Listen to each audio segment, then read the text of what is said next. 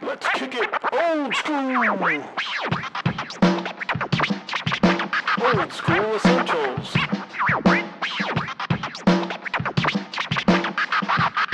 The further adventures of the Thunderous Fury. And it is time for the recap. All right. Well, last time, for the very first time, we got to introduce a new and quite interesting character who goes by the nom de guerre of Sinn-A-Dogg, but has introduced himself fully to the party as, and forgive me if I mispronounce this, Five-ish Menachem Netanyahu. Sinn-A-Dogg's claim to fame is, of course, he's a party planner, which is amazingly exactly what we need right now because, not party planner, master of parties, which is amazingly exactly what we need because the rest of us really don't know what we're doing other than the bard who wants to chug dulcimer and fire into the local septic pit and walk away. Yeah, very shortly on Sinn-A-Dogg's heels, a nice young lady called Orthia walks in and says that she heard some people have been poisoned. It turns out that, yes, indeed, she does have a cure, but of course, Clintock's comment on it was too dry, too dull, too flavorless, never mind the fact that it was actually working. But in any case, Orthia did indeed manage to cure the people that she gave her rice cakes to, so that was a wonderful start. Karn, of course, wants to go to the memorial service for his guard friend who was accidentally killed in an unplanned robbery the other night, and Torshan tags along just to, shall we say, scope the opposition, as it were. The mayor and amateur soldiers, in the meantime, are being fed by Clintock and indeed being misled by Clintock. But at the funeral, of course, there's a whip around for money. People are collecting money for Phil's family and for expenses. Newman, the guard, spots Karn and comes over and talks to him a bit. And we find out that our old friend Loach at the Sailor Seduction supposedly is an arrow whisperer and can get information off of the arrow from the dead guard. Who knew that Loach had it in him? In the meantime, Clintock goes to check on the mayor and asks for an escort, and given that he has been regularly bribing the guards, manages to get several of them, and not only manages to get several of them, but slowly drops them off at various eating and drinking establishments on the way. Clintock ends up in the Goblin's Den, where once again Remy is there. I mean, it's like it's a student drinking hall or something. Remy is talking about, turns out to be a friend of Orthia, and also mentions that Castle Strong, who's an adventurer, is in town for the festival. It's going to be at the Greasy Fly tomorrow. And he is actually somebody who knows about the Infinite Road and the War of the Gods area. Remy thinks that somehow we can approach the guy better than she can, and wants to sort of get us wants us to get information from him on the War of the Gods in the area we're going to. Yes. Well, the next day, it turns out, which is the 14th, it turns out that, yes, indeed, Clintock's attempt to corrupt the guards has been noticed, and both the mayor's and the amateur's guards are getting a chew out and a change of guards. Oh, well, so much for getting in good with the ones that we had. In addition, we see our friend Orthia again. She's being dragged down the road by the guards, not literally, but certainly involuntarily detained by the guards. And the amateur's Ape dumps her stuff out in a very rude manner on the road. Clintock, being the gentleman he is, tries to talk the Ape out of doing so, but the Ape is not amused, and indeed detains the rest of us who are outside on the pretense that he has to check to see if our magic items are legally registered. Of course, that was one of the first things we did in town. So we hand over our papers, no problem, only to discover that the person sent to quote unquote check is strolling down the lane in a manner that indicates he plans to hold us up all day. Quite a irritating manner. Fortunately, and I can't remember who was outside. Yes, Orion was outside and makes enough of noise to get Brucon to poke his head out. And Orion sends a message to the people who are inside, warning them not to come out the front or they too will be detained. In any case, which means that Torjan, Karn, and Felix go out the back door to check on where our beloved captain is being held. We go to the southern tower, and Karn tries to chat them up, but unfortunately they're not people we have met before, and indeed they are rather, how shall we say this, not forthcoming, although there is a slight hint at least that Ox is still being held at the southern tower. The group that can go around, since it's the day for the adventurer to show up, goes to the Greasy Fly and gets waylaid slightly by a suggestion that we try the local whiskey, the Clinkville whiskey called Runoff. Torjan knocks it down. The rest of them don't. And we try to figure out exactly how to ingratiate ourselves with Mr. Strong and determine that he has indeed bought a pitcher of water with cranberries in it and buy one just to see if we can. Unfortunately, we get to find out that there's a line to see him, and most of them have a pitcher of water, so we carefully drop it.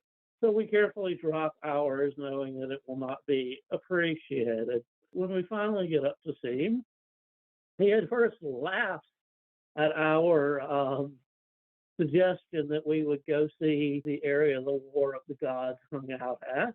But after a little cajoling and a little understanding that, yes, indeed, we didn't overload him with cranberry water, he finally talks about it a little and gives us some advice for going through the Goblin Mountains, making sure to do so during the melt, and asking for a guide. And indeed, we float the suggestion that he might come with us. And he doesn't immediately say yes or no, but at least he hears us out. We give him the details of where and when to meet. He also, after that, mentions it is patrolled by a powerful dwarf who's a paladin of Totek, and gives us a suggestion for talking to him. Felix, fortunately, in the same establishment, here's two soldiers lamenting that they have guard duty at the tower, and, they hate having to deal with the visitor again. So Felix buys them a drink, attempts to get them talking, but they don't provide anything of serious substance, but at least it's another hint that Ox is still hanging out there. And then we head back to the Rejuvenating Bog, and my notes say something strange there, but I can't remember what it was. Something about people with clubs having bags over their heads. But I don't know what that follow-up is, so maybe somebody else can help fill me in. As you said, it is the afternoon. It's a pleasant day, partly cloudy. The sun's peeking out, 50 degrees. You guys are headed back to the Rejuvenating Bog after making your rounds.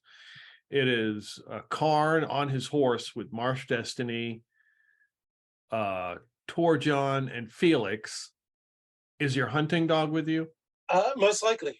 And you guys are crossing there's a footbridge that goes over a little small river here in Clinkville, and 4 individuals come up where the footbridge is, out of the thicket. And it looks like they have sacks over their heads and some kind of rope tied around their neck, and the eyes are cut out, and they're carrying clubs. I had you guys roll a wisdom check to see if you noticed them. You did not. Technically, there is a surprise roll in this game. We are going to do a surprise D6 roll, but instead of a 1 and 2 being you are surprised, it will be a 1 and 2 you are not surprised, since you never noticed them. I will Sinn-A-Dogg. I'll get you in here in 1 second. So for Torjon and Karn, go ahead and roll a d6. A 1 and 2, you will not be surprised by them as they you didn't notice them at the footbridge. Oops. Or You want us both to roll, or is he rolling for us? No, you each individually roll. So yeah. 3. Okay. I'll tell you what, I'll roll for Marsh here. And I did roll a 1. So your acolyte, of course, is paying attention. I'm busy That- with the dog. That just means that I will give him a attack, Marsh, in this first round. So they are going to get an attack round, and then we will roll initiative. So Sinn-A-Dogg, you have left the Rejuvenating Bog as the your fellow, your newfound friends have been detained by the Ape Empire. They've got Ortha, the apothecary, with all her stuff laid out, and Clintock, Orion, and Basil are all there. And there's talk that they're going to check their magic items, because to have magic items, you should have a piece of paper that says you can have magic items. So they're being detained, and you have decided to leave to find where Karn has gone. And you're walking down the path, and you see them as they cross the footbridge, because you see Karn on his horse and the rest of them, and these bandits come out. So after this first round, I will put you in the initiative order. Is How many it possible to say anything before? I'll tell you what, give me a d6 roll. Okay. 5. Okay. Yeah, you just catch them as they are like approaching. So they seem to focus on Karn. 3 of them come running out, and of course, Marsh Destiny, which is his sworn duty, is to protect Karn. He will stand in their way. And Marsh does not have much of an armor class. 10 does hit him. And the first guy runs up, and just as Marsh stands there to defend him, he gets bludgeoned right in the head.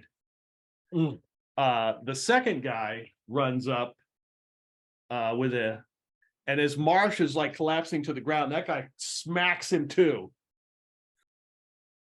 with an 18.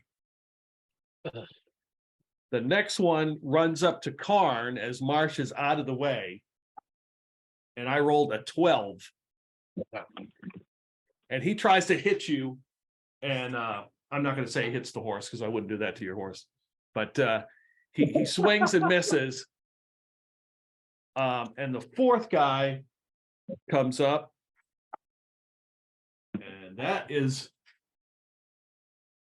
and he swings as well and misses. And Marsh is on the ground. You can see blood like pouring out of his head all over onto the ground. All right, it is now initiative. So don't forget, Karn, you are -1 to everything. Okay. So we want me to roll this time. so it's the d6 roll to see who goes. I rolled a 5.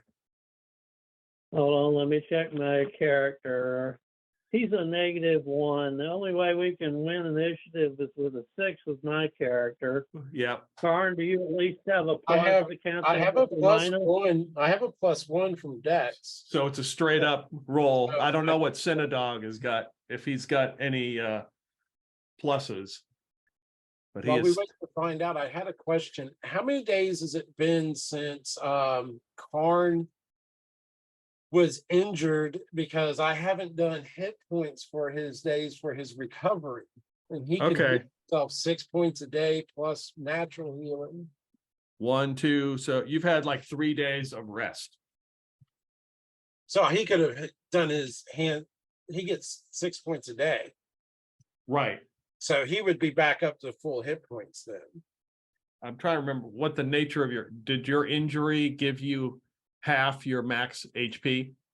No, it was, you told me I had half speed until the 31st. Okay. Okay. I don't recall a limit on the HP. That's Basil has the half HP. Okay. Getting your Yeah. injured characters confused. You have a dex of 11. Okay, Hey, so Daryl. so yours is a straight roll. Yeah, two.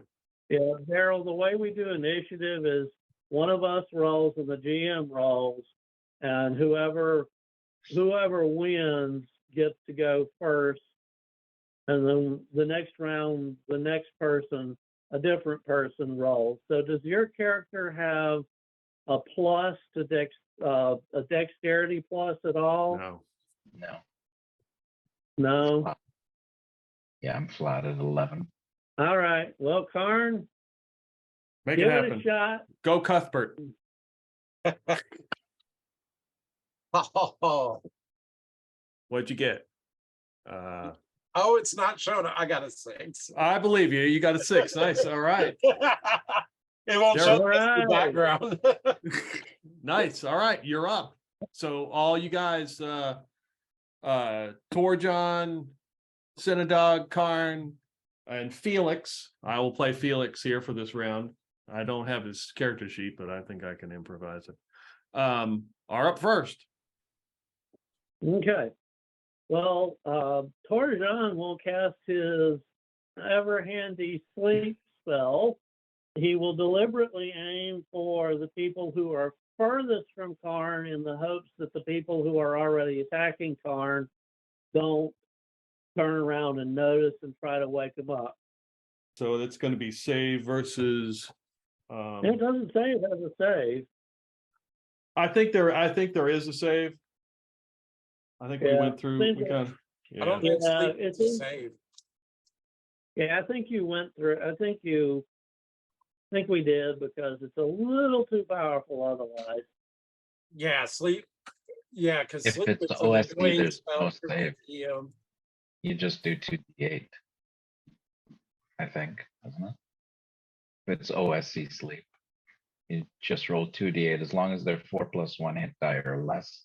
It affects 2d8 in number, 2d8 hit die of 4+1 or below creatures. Okay, do I roll that or does the GM roll that?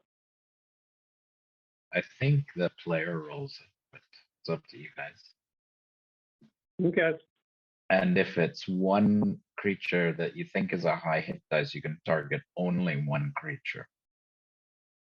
No, I'm targeting them all. I don't think the random thug shouldn't have better than 4 hit dice, you know? All right, I roll a 2 and a 7, so that is easily enough to cover all of them. Okay. 2 and a 7, right? 2 and 7 is 9 hit dice worth of creatures, so might not be enough to cover all of them. Depends on how tough they are. and I think that I think you did rule you would give them a save. But Yeah, I did rule that, and that also applies to you guys too when that gets used against you guys. yeah, that works both ways. Yeah, I understood. I mean, the other mob killer, when we had the illusionist in the bunch, was back when we were up against the cultists, and he hypnosis most of them and caused them to attack each other. Yeah. Okay. That was a real mob killer too. Okay, so here we go. I got 4 rolls. You're going to affect all of them. We're gonna. Their save is first 3 are 15. So I will roll. You don't see that roll, but that is a 5. As I drop a dice somewhere. One That's of higher level. that's an 8. That's a 4. And you're on a pretty good streak here. We got the last guy. He's got his is a 14. Look at that. Missed it by 1. They all collapse and begin to fall asleep. Karn jumps down and grabs out one of his healing potion things. You said when he bought those healing potions, there was like X amount of doses in each one, right? 6 doses. How many? Yeah. 6 doses. Yeah. Karn, you don't need to make a roll. He is dead. Marsh is dead? Oh yeah. He is very dead, yes. Oh! Karn's pissed. Torjon, Well, knowing that we've got a paladin in the party, Torjan will say something before he starts doing it. But we could end these guys right now. Karn says, bind them. Death is too good for them. He's not going to torture him. No. Oh well. Okay. Well. Is there anywhere we can drag these guys if we bind them? Can we drag them into an alleyway somewhere and not be seen? Roll them under the bridge. Yeah, you could roll them onto the bridge. There's a couple. I mean, you're as you're headed up the road. Okay. Where did this happen? I think the first thing to do is bind them and then grab the hoods off their head and see who they are. There's a building like right up ahead, probably 20 yards away that you could go behind. It's like some kind of grain house or something. Do we think we've got enough time to quickly lasso them up and drag them behind the building? Yeah, the spell is ridiculously long. Yeah. I think it's 44 turns if you want to roll that. No, I'm just talking like without people seeing us and Okay, I mean, They're not going to wake up if you drag them. you got enough people. I think you could take your time. 11 turns. Yeah, so like for the next hour, they're heavy sleepers. Get them behind the building and remove the bag from at least one of their heads and see if we recognize them, see if they've got uniforms underneath of what they're wearing. So yeah, you quickly pick them up and 2-man carry them around like a grain building right here that's near the river through the reeds. I'm going to make a D6 roll. I will show you said roll just to see. We're going to see if anybody who's out walking here on this wonderful day, one is usually not very good. You do notice that there are some people walking about this afternoon, and they do see you. But do they really want to get involved in what's going on? Maybe they just want to enjoy their stroll on this day of rest and recovery. So they don't seem to say anything or have not done anything at this point. Nothing to see here, just some guys doing stuff, That's right. Yeah, you pull one of the sacks off their heads and they don't look familiar. How about clothes? Like, are they wearing anything underneath their disguise? Any uniforms? Do their haircuts look military? I mean, one of them looks to be more clean cut. You would suspect he's also got a lot nicer armor that he was wearing under his cloak. How nice is that armor? Says Basil, of course. No, that's like Basil isn't with us. It's right. Let's see. What kind of armor is this? He's got chainmail on. Okay. It's not as nice as what Karn's wearing right now. Does Torjan have any input on what he wants to do, or Sinn-A-Dogg, or because I want Karn to wake him up and question him, but Torjan thinks Karn was instrumental in saving him from slavery in the Underdark. So Torjan's going to follow whatever Karn does. Karn is the chosen one. Let him speak. The one who looks like he's cleaner cut and wearing nicer armor, I slap him awake, and I've got the dog right next to his face. Yeah. And I'll hold a dagger through his in front of his eyes, like real close, like tip of the dagger in front of his eyes as I smack him awake. Okay, yeah, he comes to. Yeah. Oh, yeah. You and I have some things to speak about. Like, I don't think so. Yeah, I do think so. Who sent you after us, and who do you represent? You killed my friend. It was meant for you. Who sent you? He doesn't respond to that. I dragged the tip of the dagger across his cheek. Really? Karn I'm not doing that? cutting him. I'm scaring him. Okay. Yeah, I mean, Karn's a paladin. He's not going to torture the guy, right? But he is mad, and he is willing to try to scare the shit out of the guy. It's the likes of people like you that are wrecking this town. Tell me about that. What is wrong with people like me? Well, it's your kind, you know. You're always doing stuff that bugs us, you know. We can't stand you. Yeah, what he said. What? Let's see here. What's your boss going to think when he finds out you failed? Oh, I don't think we failed. I think we got the message across. Yeah, what was your message? You need to get out of town. I think it's you that needs to get out of town. Everything was fine till you guys showed up. I think I'm going to let my friend Torjan ask you some questions here. I don't know if Torjan's limited in what he can do. There's no way that Karn can torture somebody. And I'm not sure if I want to role play torturing somebody. Not sure you want to turn it over to Torjan. Could I ask you, has anyone surveyed this town?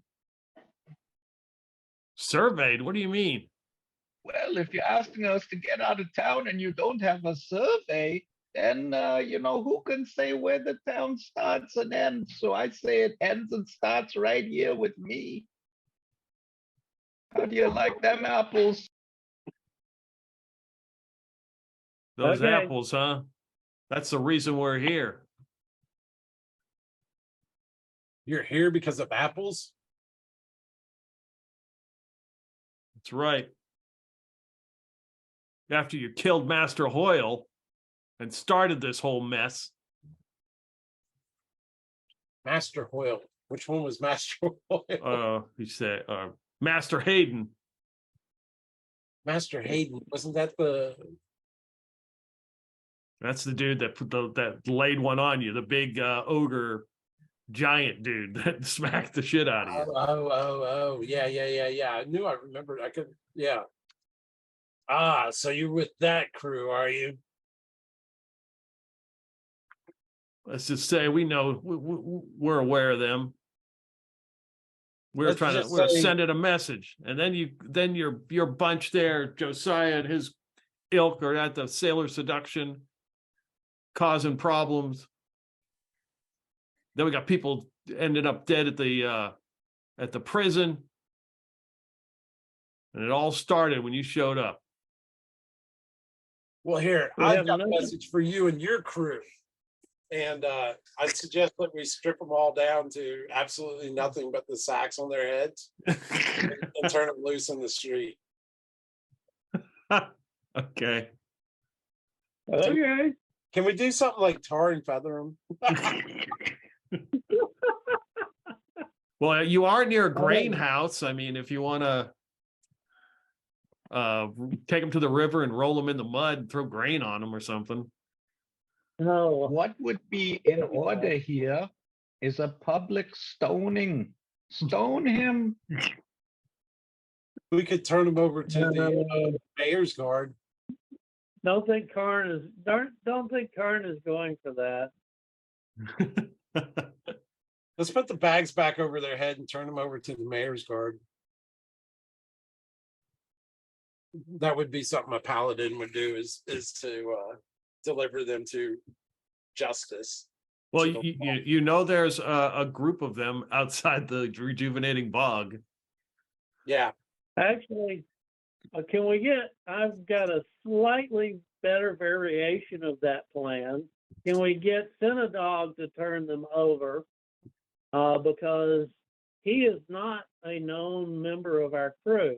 If Torjan Karn turns them over, then we may be detained. But if Sinn-A-Dogg says, hey, I was attacked and, you know, these guys are down here, then, you know, maybe they won't detain him. Of course, then we got to worry about how does he say that they survived, and what do we do about Marsh Destiny's body? So if we put Marsh's body over the back of the horse and Karn goes by himself and leads these four up to, you know, because they're bound, he can hitch them to the horse and drag them through the streets if he needs to, and take them out and just walk right up to, you know, the Emperor's Guard and the Mayor's Guard that's out in front of there and say, hey, look, these guys killed my friend. I subdued them. Do something with them. okay, Hunter do no wrong. Let him do it. I mean, Sure. Karn's about law, right? I mean, yeah, okay, yeah. Again, Torson's going to let you do whatever, but I mean, I get what you're saying, but he likes the upfront kind of, you know, in your face and upfront and honest and all that good stuff. Torsion will follow along with you then, and since he doesn't have any magic items, he can't be arrested on the same pretense. Oh shit! So Magic yeah, items. So I guess we do this straight. We'll just drag them along and turn them over to the guards.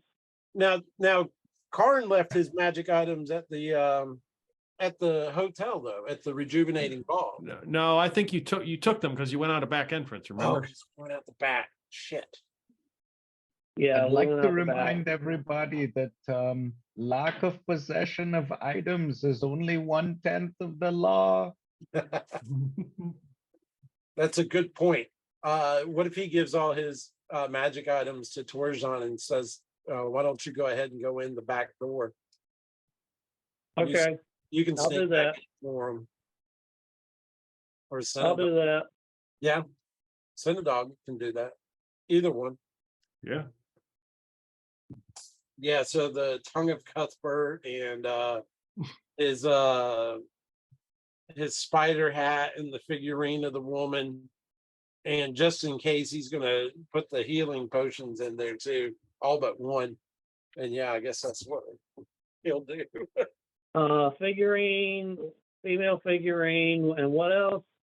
The tongue of Cuthbert, the whip, and his spider hat. Spider hat, female figurine, tongue of Cuthbert, which is the whip, and all but one heal potion. How many do you have? How about 10? I would tax that.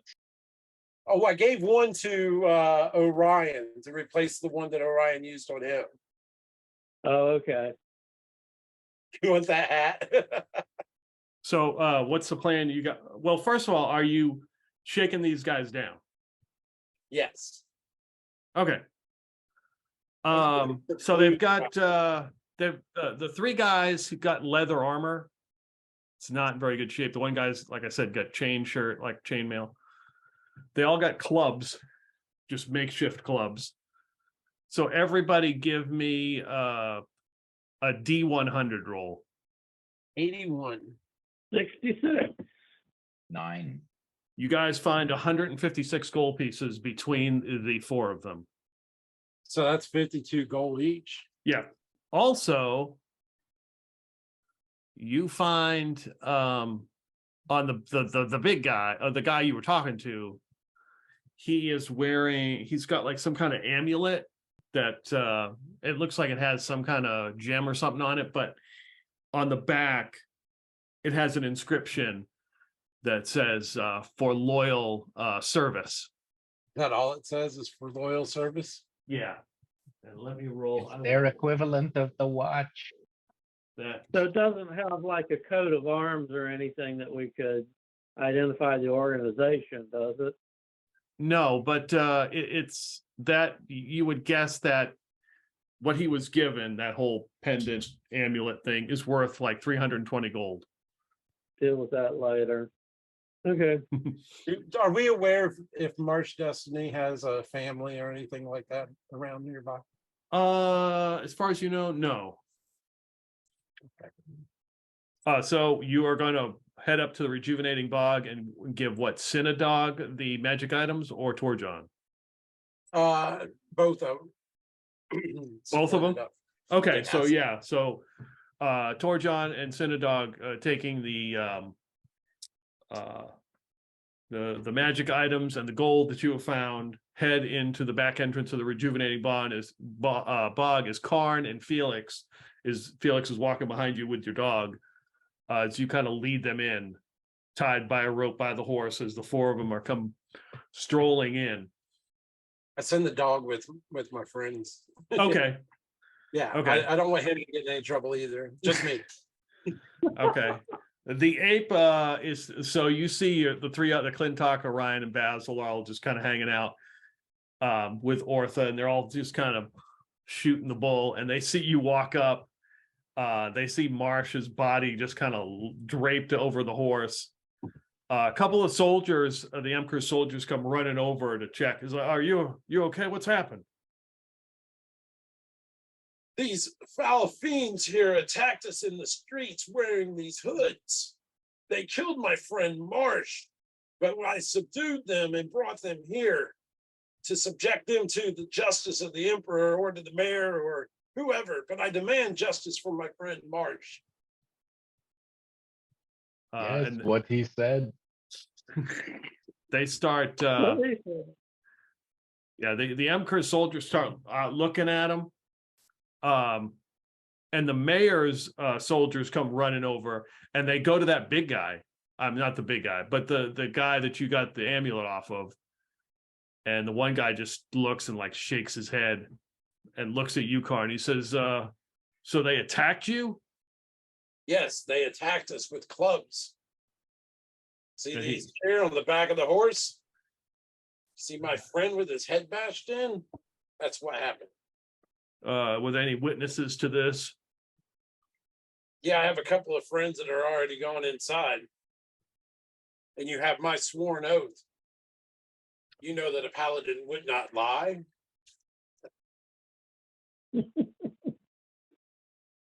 He's like,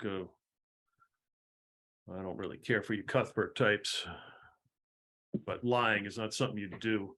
So the couple of the Emperor's soldiers and a couple of the mayor's soldiers over there, you're talking to somebody who's looks like he's in charge of, wouldn't say of all the mayor's soldiers, but somebody in leadership. And he sends one of his men, he says, go inside and get the two other witnesses out. So as you guys are in the bog, you hear somebody yelling for you, hey, if you just came in with the attackers, if you witnessed it, I need you outside. Crap. You know to leave the Okay. magic items in their room. Can't get into Karn's room because it's a private room, but actually, did the guy come into the Rejuvenating Bog? Yeah, he Who's does. yelling for it? Yeah, he looks Darn like it. one of the mayor's soldiers. He's got the fillery, and he's like, anybody? Okay, well, yeah, I'm gonna have to sort of chunk them in. I'm gonna have to sort of chunk them in my room, and I'll say, Daryl, unless you got a room here, let's just put them here and go out and talk to them. So do you all right? So you guys head out, and you see one of the mayor's soldiers is looking at the guy that you were talking to mainly, and he says, Right. Karn here says this paladin of Cuthbert says that you were attacked by the four of them, and they killed this man right here. Did you witness this? Absolutely, that's exactly what happened. We were coming over the bridge over there, and they just jumped out from under the bridge, and just ran down, killed Marsh, and then went after Karn. It was a conflagration. There were maybe thousands or hundreds. I couldn't tell. There was a mist, and they put some foul magics upon us. It was terrible. All right, you both can give me a 2d6 roll. add your charisma bonus if you have one. All right, let's see if this guy has a charisma bonus. He does not. I don't know whether that's fantastic or terrible. 1 and 1. Oh, God. Since And you I said rolled add- an 11. Since you Okay. said add charisma bonus, I'm guessing that's bad. So I rolled a 13 in total then. Okay. Snake So eyes and boxcars. he looks at Torjon. He's like, I don't know. Kind of, your story seems kind of fancy. Like, yeah, it's hard to believe. But he looks at Sinn-A-Dogg and he says, sounds like foul magic. Some sort of evil magic's afoot here too. This is That's right. ridiculous. Hear my words. Oh, that's fantastic. The guy who makes up a story gets believed. The guy who's telling the truth. Okay, that's cool. Either way, they've committed a murder. I don't know about the three of them. He looks at the three other guys, but this one is one that's employed by the mayor's service. He looks at Karn. He's like, "Do you want the honors?" Gladly. He said he reaches for his sword and says, "Your sword or mine, I don't care." I have a perfectly serviceable sword right here. Is he offering me to execute this guy? Absolutely, yes. Oh, he does it. Okay. Sounds lawful to me. So you pull out the Hemadai sword. They all kind of like look as surprised because this is not a weapon that people don't just walk around with. This is a And gift from the mayor himself. Correct. And you just cut him down and he is dead. He drops to the ground and the three other guys just kind of looking. He's like, "Take them away. We'll deal with them. We'll figure out who they are." And the mayor's soldiers come and collect them and start marching them off to the jail. So this guy was in the mayor's service too. Huh? Yes, and that's why they executed him right on the spot. Oh, they didn't want to get found out. That or they didn't want a traitor. And be on the lookout for whoever they're with. Obviously, somebody employing some sort of black magic. Indeed, somebody sent these fiends after us. Oh yes, I thought I heard cackling, and there were these creatures that flew overhead. I don't know. They went off in that direction. Karn keeps his mouth carefully shut. We've heard stories of these of creatures like that. Let's hope it's not true. We'll get some information out of them, and then some of the Accursed soldiers follow suit because they want to question them as well. I really miss having Wes here because I just know Clintock would spin a tale of, foul fiends attacking the mayor's party planning party and, trying and getting something out of it because that's Clintock's style, That is his style. He would figure out how to work an angle into that one. So the messenger from the that was sent to the mayor's office comes back with a writ, and the ape kind of reads it and looks at it and sees everything that's going on. He's like, he looks at Clintock and Orion and Basil, and he's like, "Looks like you're good to go for now. But if I catch you guys up to anything, I'm not going to add. I'm going to completely ignore this crap." He takes the piece of paper and What? he takes a piece of You paper and he doubt tears us? it up. I don't doubt what happened over here. There's definitely foul magic afoot, but I would associate it with the likes of you showing up. And he takes the piece of paper, the writ. Obviously, the mayor sent something, saying you're allowed to keep magic items, or But he tears it Yeah, into okay. pieces and he throws it in the air and they all ignite and burn up and just the ashes fall to the ground. And he just says, "Be gone." Oh, And he starts to Orion. yell at some of the soldiers and says, go interrogate those three. Find out what they know. And get this body out of here. It stinks already. As Wow. they start I'm grabbing. prepared to pay for a decent burial for my friend. Oh, they're not talking about him. They're talking about the one you killed. So they're Okay. dragging him away. Well, as we go back into the rejuvenating bog, Orion goes, "Well, I thought he was going to go ape on us." Yeah. Weak. I know. I got to work on my material.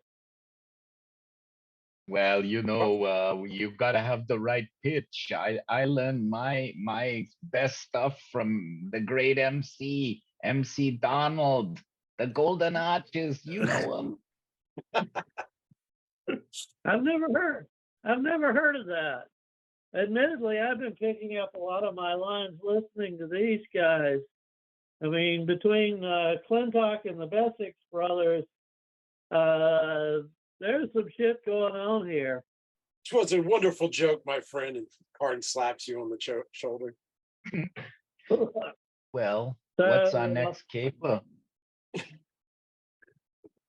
Well, okay. As a reminder, just in general, the Mott wants to meet with Basil today, so Basil has to go out at least. Karn will probably ask the Rejuvenating Bog if they have a way to help him inter his friend's body. Oh, yeah. They would know that because unauthorized or other cemetery, when you buried the other guy that Muddy D did, was right around here. So basically it's just there's some like rolling fields that they bury people. So yeah, they know all the rights and it wouldn't take very long before Josiah shows up after hearing about this recent attack on Karn. Josiah. Who is this hallowed being? He's a priest of St. Cuthbert. He's a local priest that we've run across. He's a local priest who's been helpful before, yeah. Are the priests in on stuff here? The stuff that we're doing? Oh, the nefarious activities that happen in the town or not in the town. Of course, a priest of Cuthbert would not be part in nefarious activities, but he may know people. He is helping us get some of the protesters from Cuthbert. They're going to be distracting people at the docks, if I recall correctly. Yeah, well, you would know that Josiah is a priest of Cuthbert, and so Karn got injured 3 days ago. He got in a fight on a ship with some people who were trying to Shanghai somebody, and that's how Karn got hurt really bad. And Josiah found out about it and got pissed off and has now been protesting a place called the Sailor Seduction, and he's been down at the docks, like making sure that attacks don't happen. So he's been hurting business in that sense. So he's been stirring up problems, stirring up trouble, and he definitely takes a liking to Karn. He's been fighting the hardest fight of them all, convincing the people that there's something wrong. Mm-hmm. Yeah. So the standard quote unquote gods of the Ape Empire, like ape ancestors. Right. Yeah. The only authorized religion technically are the ape ancestors you're allowed to worship. All the other religions are sort of outlawed. That basically that's degrees. So you go to some place that's on the fringe of the empire, they may not care if you're St. Cuthbert, talk about St. Cuthbert. But here in Clinkville, which is kind of a capital city in East Nor, yeah, they care about it. They don't particularly like it, and that's why Marsh Destiny was in prison, because he was proselytizing for St. Cuthbert, and they got him out. So they can easily just arrest you. And I did roll up that. stats for Marsh after last game just to make sure, and he only had 3 hit points. So technically the first hit did just kill him. But that guy didn't know it and hit him again. Damn. Poor Marsh. He died as he lived in service to St. Cuthbert. There is a message at the Rejuvenating Bog for Basil Wilberforce from the Mott to meet him back at the Ye Olde Squid Tavern. Yeah. And he says he will be there late in the afternoon. If you can, you probably want to bring some associates. Huh. Well, that's different. I presume Basil passes that message along. Oh, yes, he does. Ye Olde Squid Saloon. The Ye Olde Squid Tavern. Thing smells fishy about that place. Bring associates. I'll look at Basil Wilberforce and go, I thought you had private business with him. Why is he requesting backup on your side? I couldn't even begin to tell you. I mean, maybe we should just all go. I don't know. Go see what the Well, I'll mob. make sure Karn. I don't know if we're going to end up splitting up, but Torchon will make sure Karn knows where his magic items are. Yeah, he'll get them back and put them on. Yeah. And Orion doesn't have any particular plans other than, since we think we know where Ox is, and other than the meeting with Basil, we're pretty sure we don't have any specific plans until the booze ship comes in. Orion's plans are pretty much, still make it look like they are actually a party planning committee and not the people planning on busting up the party. So we're kind of footloose and fancy free in the big city. Pretty Yep. crazy cats out for a night on the town. Well, I'll look at Sinn-A-Dogg and go, do you live here? Do you know this town? Honestly, where don't I live? You know what I mean? No, I've never been here. Okay. So you're new to town. Yeah, Sinn-A-Dogg we are at home too. anywhere. That's Barely right. been a week. but I'm it's been a the really kind who long blends week. in, can't you tell? Right, with that gold lame suit. Yeah. Thank you. That doesn't sound like Karn's idea of a good time. He'll probably stay and play with the mutt and try to heal up and recover. To each his own. Karn's got to arrange a funeral. Yeah. Worry about it, interring his friend Marsh with Josiah. And Paul doesn't You have guys to are worry lots about of fun. developing split personality. Okay. So take it Sinn-A-Dogg and Basil and Orion or Torjon go see the Mott. Yeah. I mean, both of the characters I'm playing have reason to go. So Okay. unless you disagree, they'll both show up. That's fine with me. Okay. I'd rather we all sort of go together to all the places, so it's not like somebody sitting out or something. Yeah. Oh yeah. Yeah. He was just saying he was going to bring both his PCs. So also, Daryl, the Mott is short for Master of the Treasury. Oh, So that's who Basil has been talking to.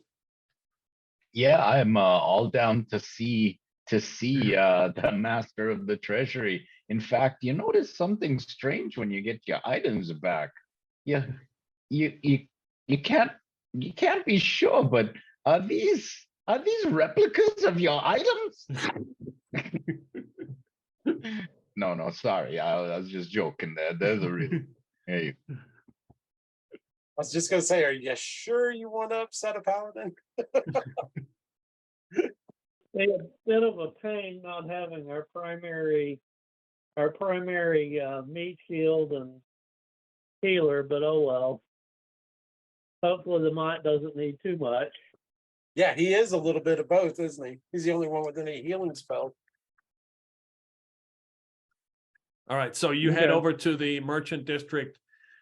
This is before, no, it would actually be sundown. So let me roll a 2d6 to tell you so this takes 3 minutes for the guard change as the sun is going down over Clinkville. And don't forget, tonight is the full moon.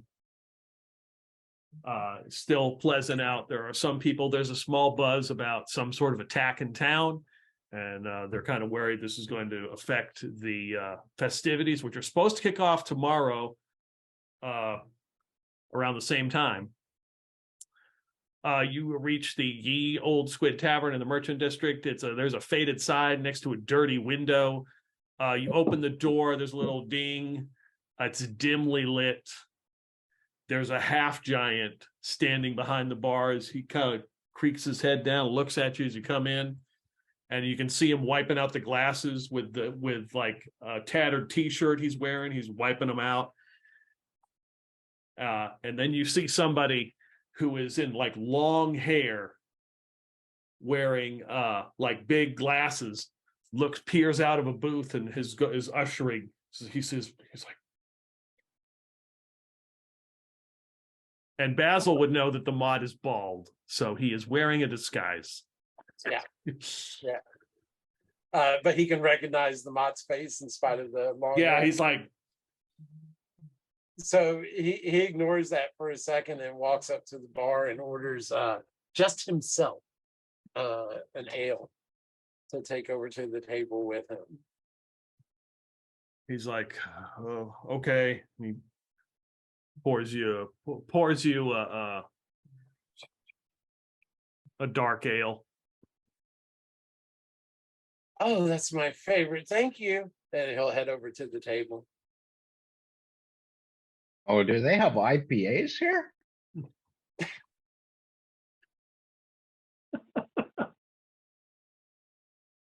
You want the light ale or the dark ale?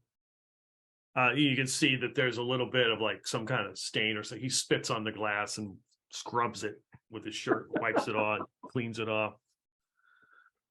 I gotta love that medieval cleanliness. So do you all get a Sorry, drink and go sit with Basil and Lamont? Torshan will not be having a drink considering Okay. all of that. Okay. All right. Doesn't phase Basil in the slightest. No. Then a dog, of course, is not supposed to drink. So he just takes snorts in behind his back. Sit down with the Mott, and you can see he's sweating. He's got like a handkerchief or something. He's wiping the sweat off his face, and he's wearing a long wig with some glasses. Is there something here that we need to be afraid of? I mean, I don't like dangerous situations. Yeah, neither do I. I mean, and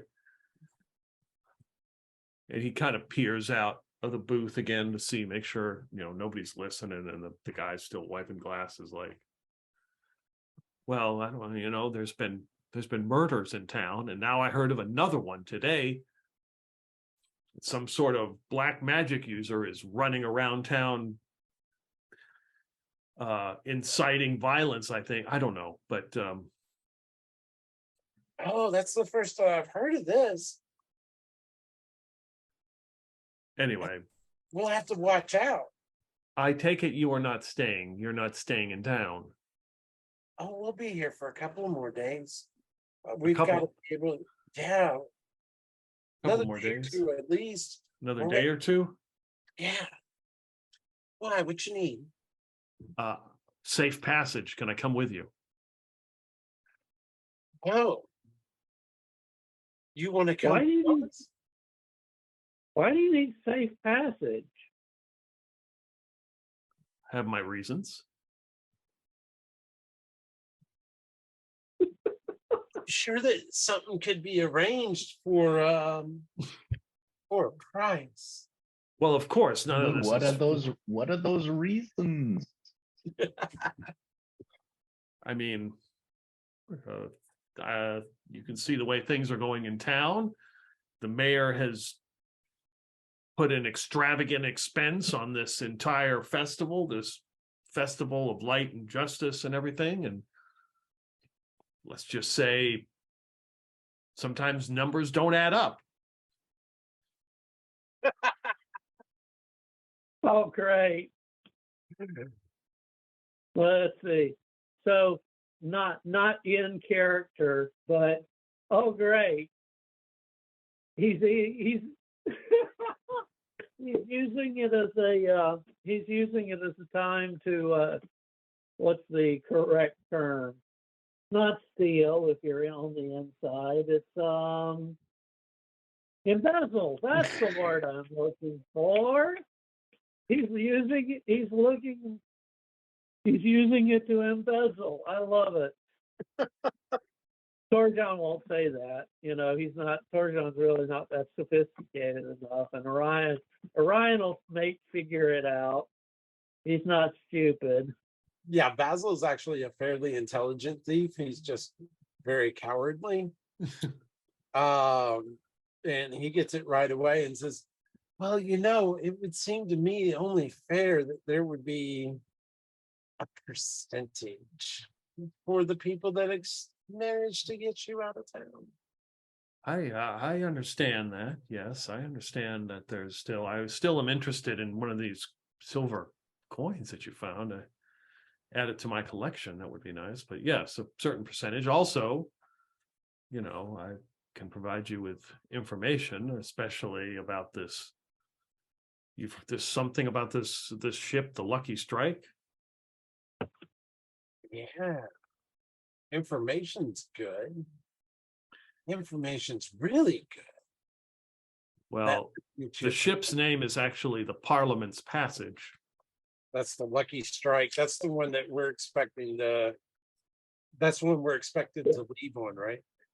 That's the one that's supposed to bring all the extra beer. All the extra beer, okay. Yeah, that's the one Clintock contracted to sell, and in return, we're getting a ship out of here, but we don't know the name of the ship out of here. Wait a minute, why does the ship have two names? I mean, there's a registry and everything. There makes no sense that it would have two names. It's the Parliament's Passage. Is that what you said it was? Yeah, the Parliament's Passage. Well, sometimes the mayor can be a bit paranoid. Do you know when it's getting in? If the weather is good, it will be in early in the wee hours tonight.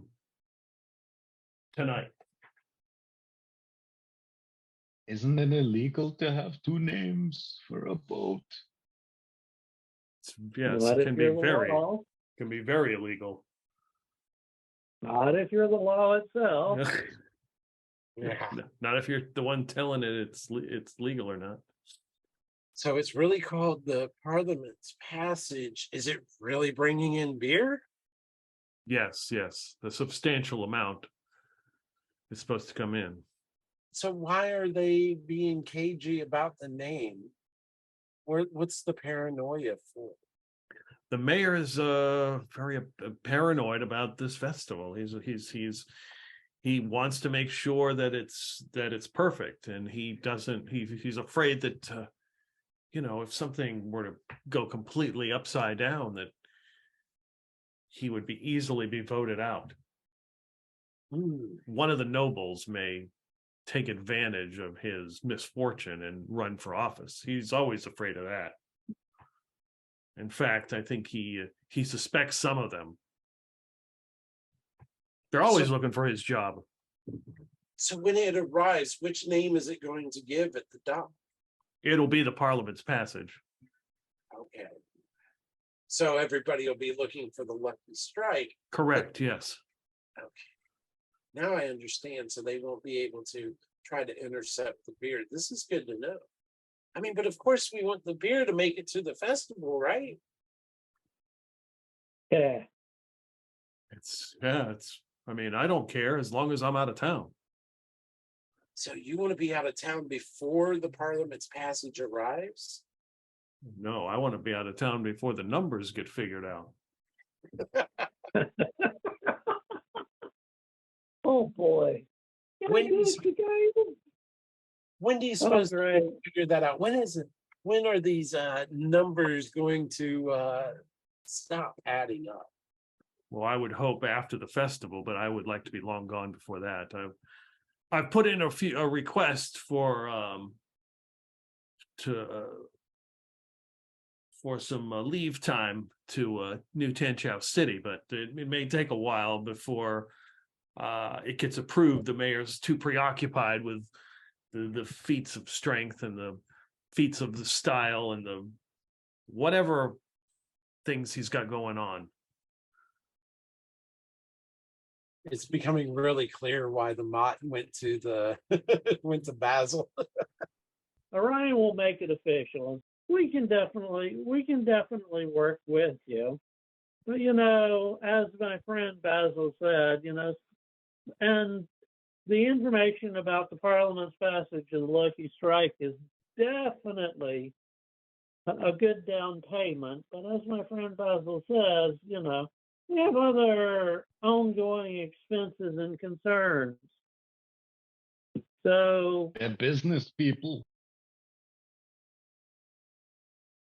first of all, we need to make sure that that pirate. We need to know where that pirate is that's being held. We believe he's still at the South Tower, but people are getting cagey about the information. Is that do you know anything about that? I just rolled to see if he does. Yes, it's they were supposed to move him. I heard some people talking. He's still at Tower 3.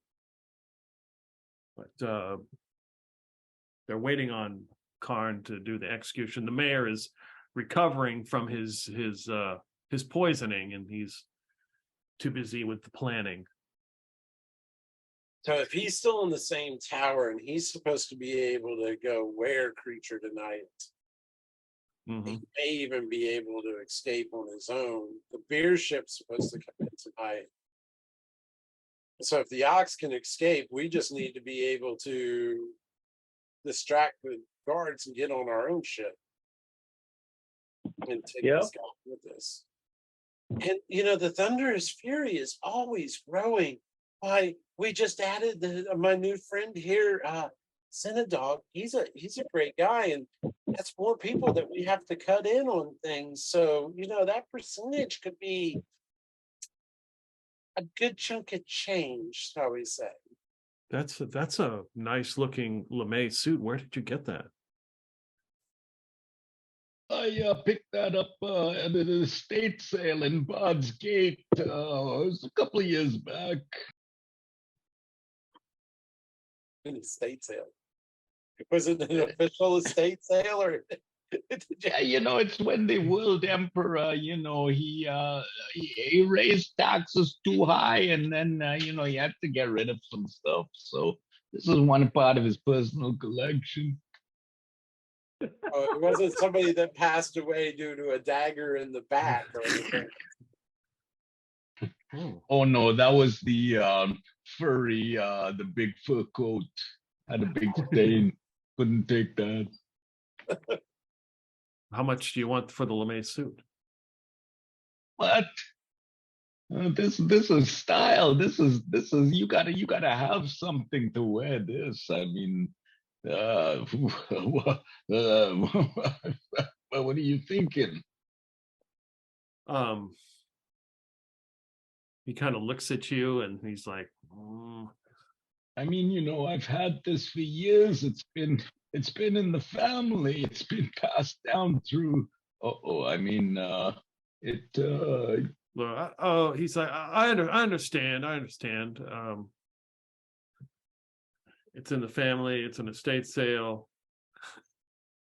But maybe if you're on this ship when we depart, we can talk. We can negotiate a price, maybe, or at least Look, maybe I can have Bupkis, one made. for you today, this is our moment. There may never be another moment like this. Bupkis, give me your best offer. Oh boy. Boygan, come on. Give me a 2d6 roll. Bazang. Oh, 8 plus if it's charisma 10 total. Yeah. 100 gold. Well, just because, you got that sparkle in your eye. It's really something to behold. Yeah, I'll take it. Okay. Strips off. Boy, this guy is really a collector. He starts to pack it in like a backpack, and this will be definitely for the trip. I appreciate that, Sinn-A-Dogg. Thank you. Be careful with that.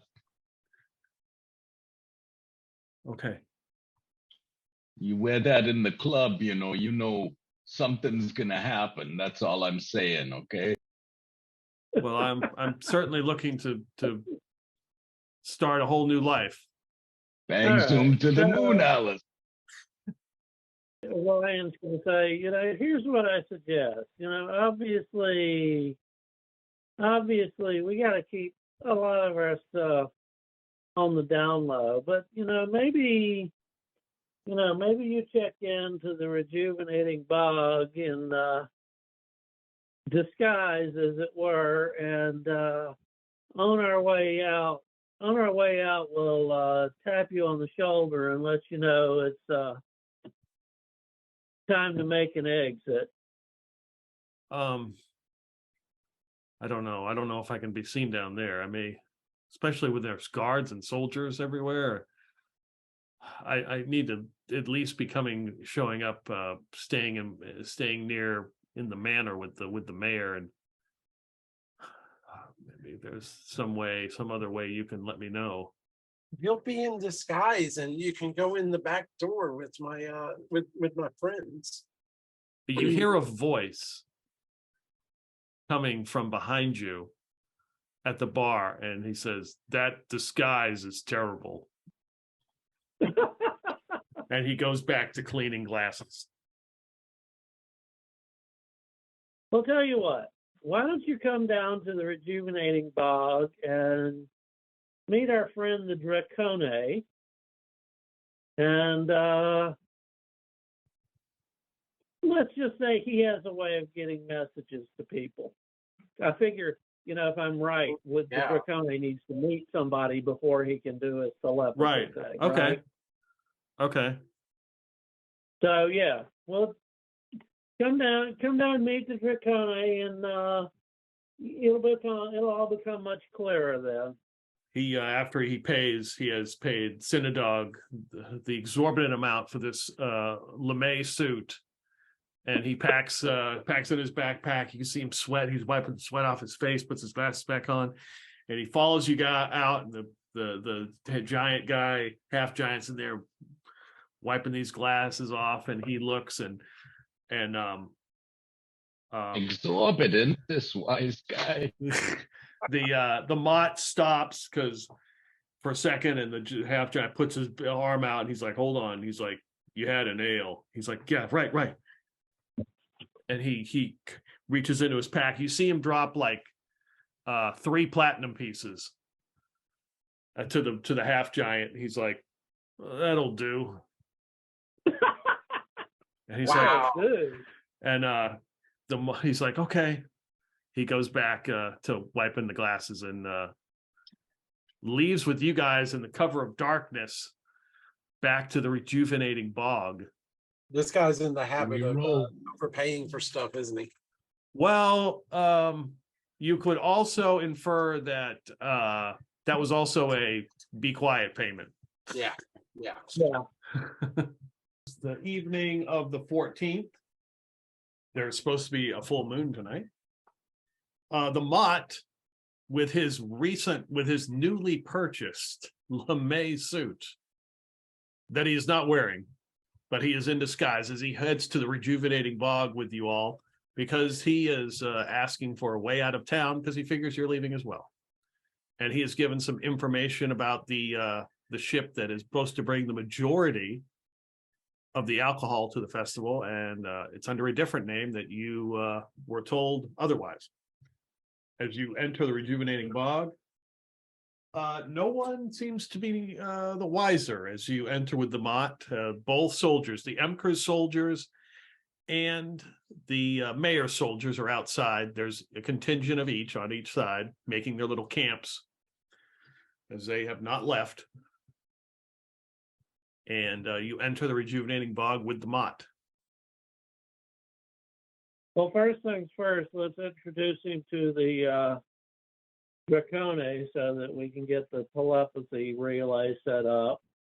Show the Mott why this will work. Let the Dracone send him a message mentally to, this is what it sounds like. When you hear the call, head for the docks. Okay, will do. Tell me, while you're sending him those messages in his head, can you hear what he's thinking, whether he wants you to or not? Who are you asking this to? To the Dracone, the Arconi? No, I might get a few things, but it'd be difficult to pick up anything. So mostly what people want to say. Yeah, it's basically. I'm All just right. trying to figure out if we truly believe this guy. yeah. You're trying to or if there's anything he's hiding from us. right. Well, we know he's hiding something from us. The real question is whether he's gonna think us out to the mayor and the establishment or not. And I generally believe not. The guy has been way too nervous the whole damn time, and it suddenly makes sense if he's afraid that the post festival accounting will catch up with him. Yeah. Or he could be nervous because he's playing double agent and is, not good at it. But we'll have to cross our fingers and hope he doesn't double cross us. And you also remember that Clintock did say that Camille, the person he'd been talking to, was supposed to get an unregistered ship for you guys. He is currently out. So what is the plan for the evening? Are you going to Tower 3 or? Yeah, we need to help. We need to make sure the ox gets broken out, right? Well, okay. Ox may get out himself. If we don't have that ship ready, we got to scurry our way overland, and that's going to be, or steal another ship, I guess. That's going to be a pain. Now, tomorrow, the ship to the Gully of Small leaves. That's a ship that's going, that's Remy's dad. It's a ship that's, bringing supplies or whatever. Is headed out tomorrow. Now, you could get Ox on that ship in the morning. The ship to the Gully of Small goes to the west and south past a place called Sand Mirror to a place called Winding Outpost and goes in that way. The ship that goes to Twin Rivers goes east and then south pass into the Bay of the Skull and that way. So they both, they're going around opposite directions, but inevitably you got to go through the mountains to go south. Let's think about it a bit. But it is an option to get somebody out of town if you need to get them out of town. Yeah, but we got to get everybody out of town. No way in hell I'm sticking around and taking the fall for this shit. So, I don't know that the ship that Remy is going on is going to have space for what, especially because all the people we promised to get the hell out of here, which is quite a few. I'm thinking our best bet is to go ahead and deal with the Lucky Strike or whatever it's called, and then swing back and pop out Ox, and then get the heck out if he hasn't gotten out already, and then get the heck out of Dodge. Really do need the space because we got a whole crew. I mean, we got the Bessics brothers, and we got Clintock and Felix, and we got our hangers on the Dracone and our favorite grave digger. Then we got the people who are here, Orion and Torjan and Sinn-A-Dogg and Karn and Basil Wilberforce. I mean, we got like 12 people that have to GTFO, and that's if we invite the that's if we actually send the message and invite the Mott out. I'm thinking we really need to do that job with the beer in order to make sure that we have enough transport to get the heck out. And correct me if I'm wrong. Now the Mott's supposed to provide a distraction tonight too, wasn't he? He was going to move the guards away from the docks. That's right. Not a distraction, but he was going to move the guards away from the docks so that we could do this in clear. I won't say a perfect, but damn near perfect message system. So we could sort of do both. We could have some people, and it would also explain the in-game reason that some people are not with us. We could have some people sit and watch the tower while another group went after the ship. Have the Dracone check in with both of them, once every 30 minutes, once every hour, and just keep us updated on progress. So how do we want to handle the ship with the beer? I'm not sure. We may have to off some people. So I'm not sure that Karn is going to be the best. I'm not sure that Karn is going to be the best person to deal with the beer unless he just hates drunkenness so much that he's willing to knock people over the head for it. What do you do with the drunken sailor? But then again, Karn's going to be a problem anyway because he's going to have problems knocking off the guards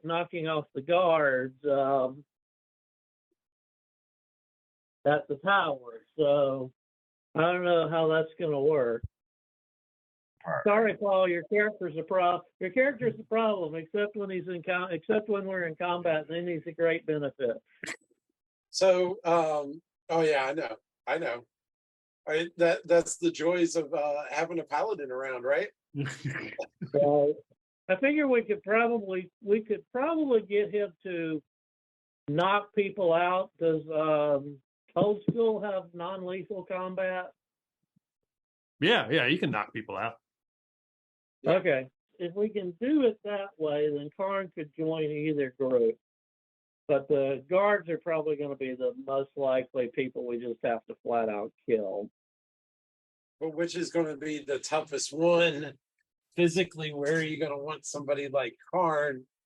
Now, I mean, technically, with Clintock and them, you would have a lot of power at the other site, but I mean, they're not here to play the characters. So, yeah. Which one are we going to role play? Taking over the ship or freeing the odds? Play both. Well, I mean, combat will take a while, and this is just a suggestion, Pete. Mm-hmm. We could do the ship tonight since we got the people to do the ship, and then when the other guys come back, hopefully 2 weeks from now, we can run the tower scenario. Yeah, I got no problem with that. Yeah. It might leave you a little short tonight on time, but no, it's fine. So the idea is to throw the beer in the harbor, right? What I mean, it's up to you guys. How much beer can you consume? We're pirating this ship as our getaway, right? You could do Yeah. that. Clintock said that he's supposed to be provided with an unregistered ship. You can. Yeah. It's up to you. Okay. So just to make sure then, the plan is the people who are here, the characters who are here are going to go deal with the beer ship, and the characters who are people who aren't here are technically watching the tower. Yep. Okay. That's good. I'm fine with that. We need as many warm bodies as possible. Is it okay if I play both characters for now? You're fine. Yeah, it's fine. However you want to do it. I'm fine. We're going to be able to rope both of yours in? Yeah, I'll have to play both of them. Yeah. All right. Okay. We got Karn, we got Basil, and we got Sinn-A-Dogg. All right. Orion and Torjan. Arcone is he'll head out and he will make his way. So Tower 3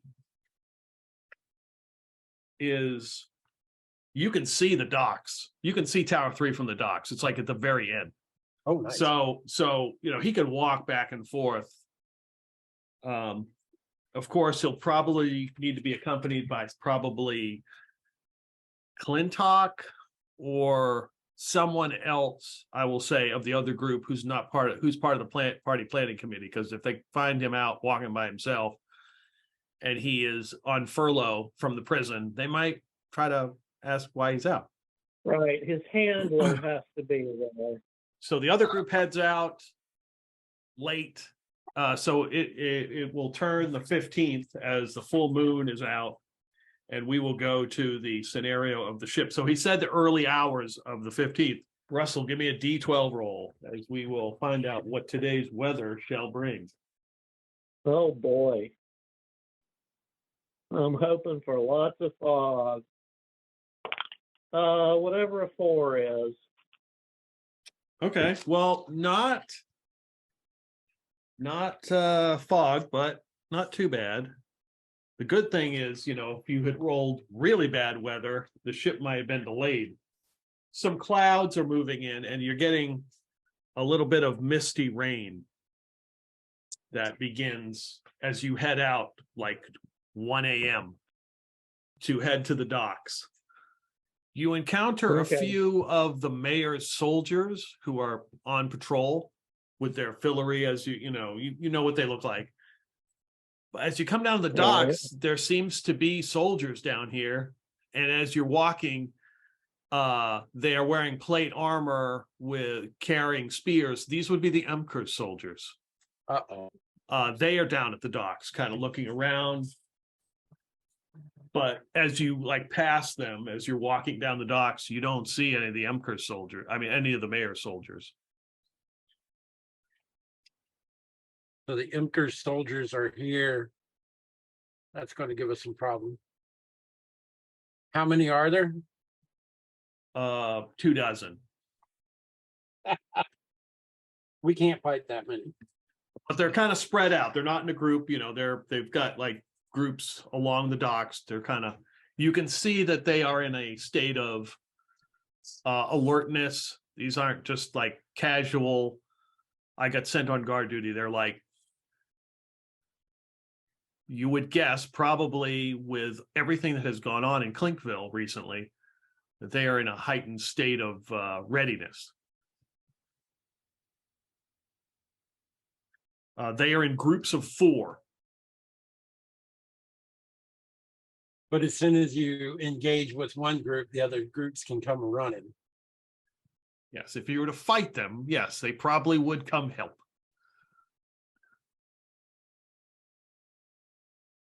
Great. Fighting is not an option. Are there any buildings nearby? They're small little overhangs, so presumably to be out of the weather and load your stuff off a ship. But there are shipping buildings that are off the docks, 60, 70 yards away. it's nighttime, are there people in them, or do they look like they're closed up for the night? There are lights on a few of these buildings because shipping goes on 24/7, 24/7, goes on all the time. Ships are always coming in, but it's not bustling like daytime. But you know, there are some people in the buildings. Yeah. Basil's thinking about setting one on fire and seeing if it draws the attention. Well, yeah. Other options include seeing if we can get our friends Josiah to raise a little ruckus and fall back. You know, not get caught, but raise a little ruckus that'll pull off some of the guards. Mhm. Other We were already counting on options. that. What? We were already counting on that, I thought. Yeah. You don't have to look very far. You can see Josiah. You don't see Josiah, but you do see some Cuthbert paladins at the far end, because this is close to the Sailor Seduction, so they're kind of in that area.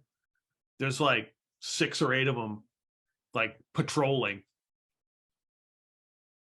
They've got their, you know, Cuthbert symbols and in defiance of the of Clinkville. Oh wow.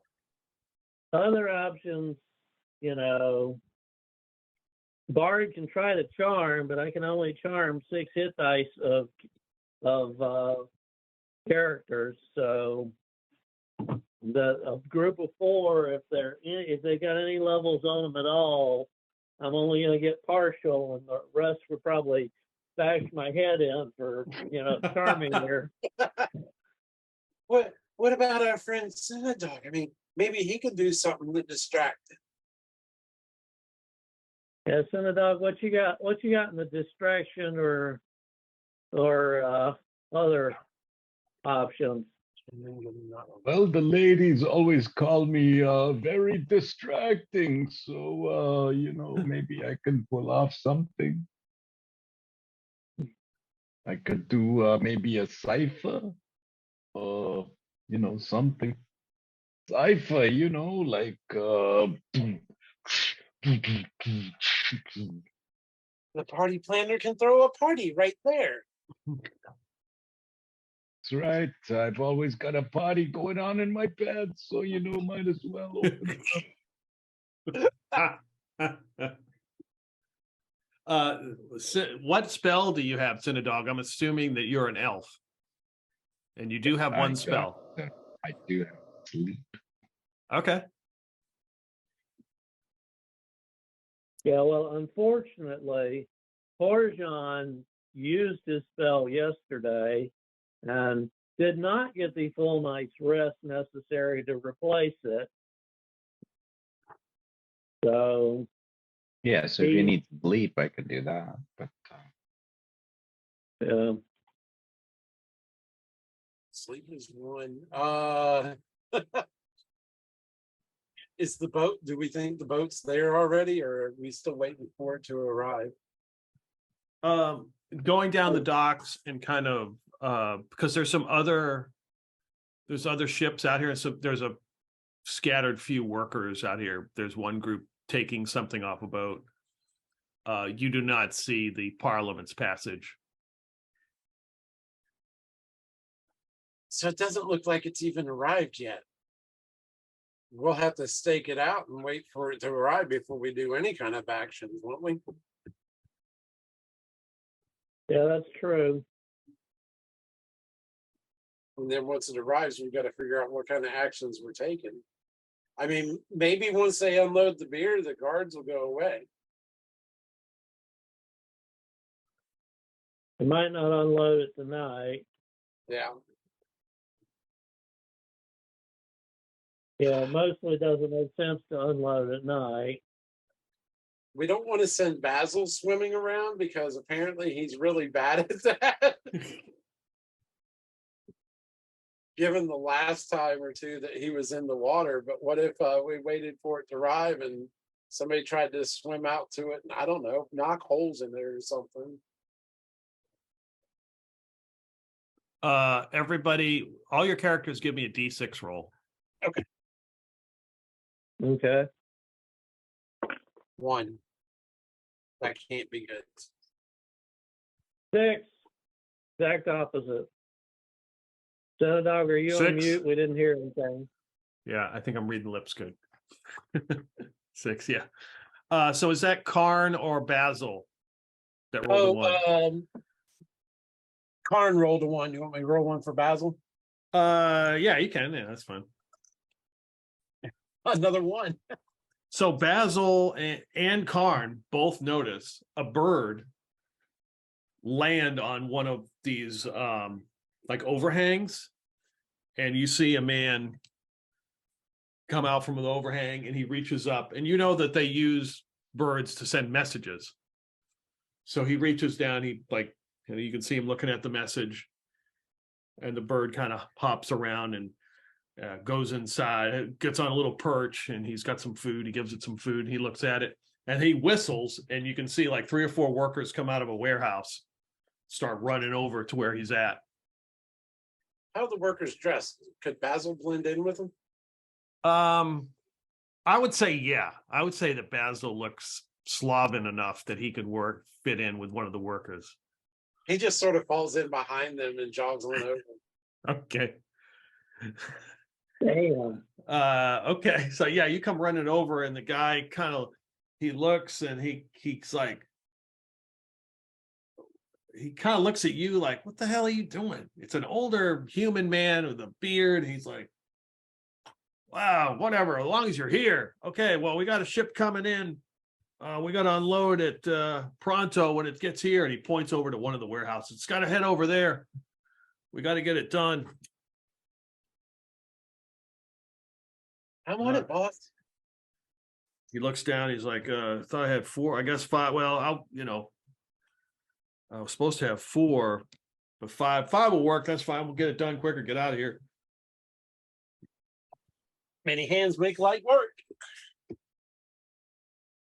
Should be here momentarily, and you can see some clouds roll in, and just you get a quick rainstorm, and then it's gone, and it begins misting rain.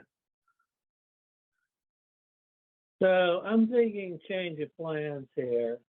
We wait until it's unloaded, and in the warehouse, I mean, it's still way early in the morning. Wait until it's unloaded and in the warehouse. Point is, get rid of the beer. Get rid of the beer. And Basil will be in the warehouse loading it full of beer. And every character I play is a pyromaniac. Yeah, Basil can use his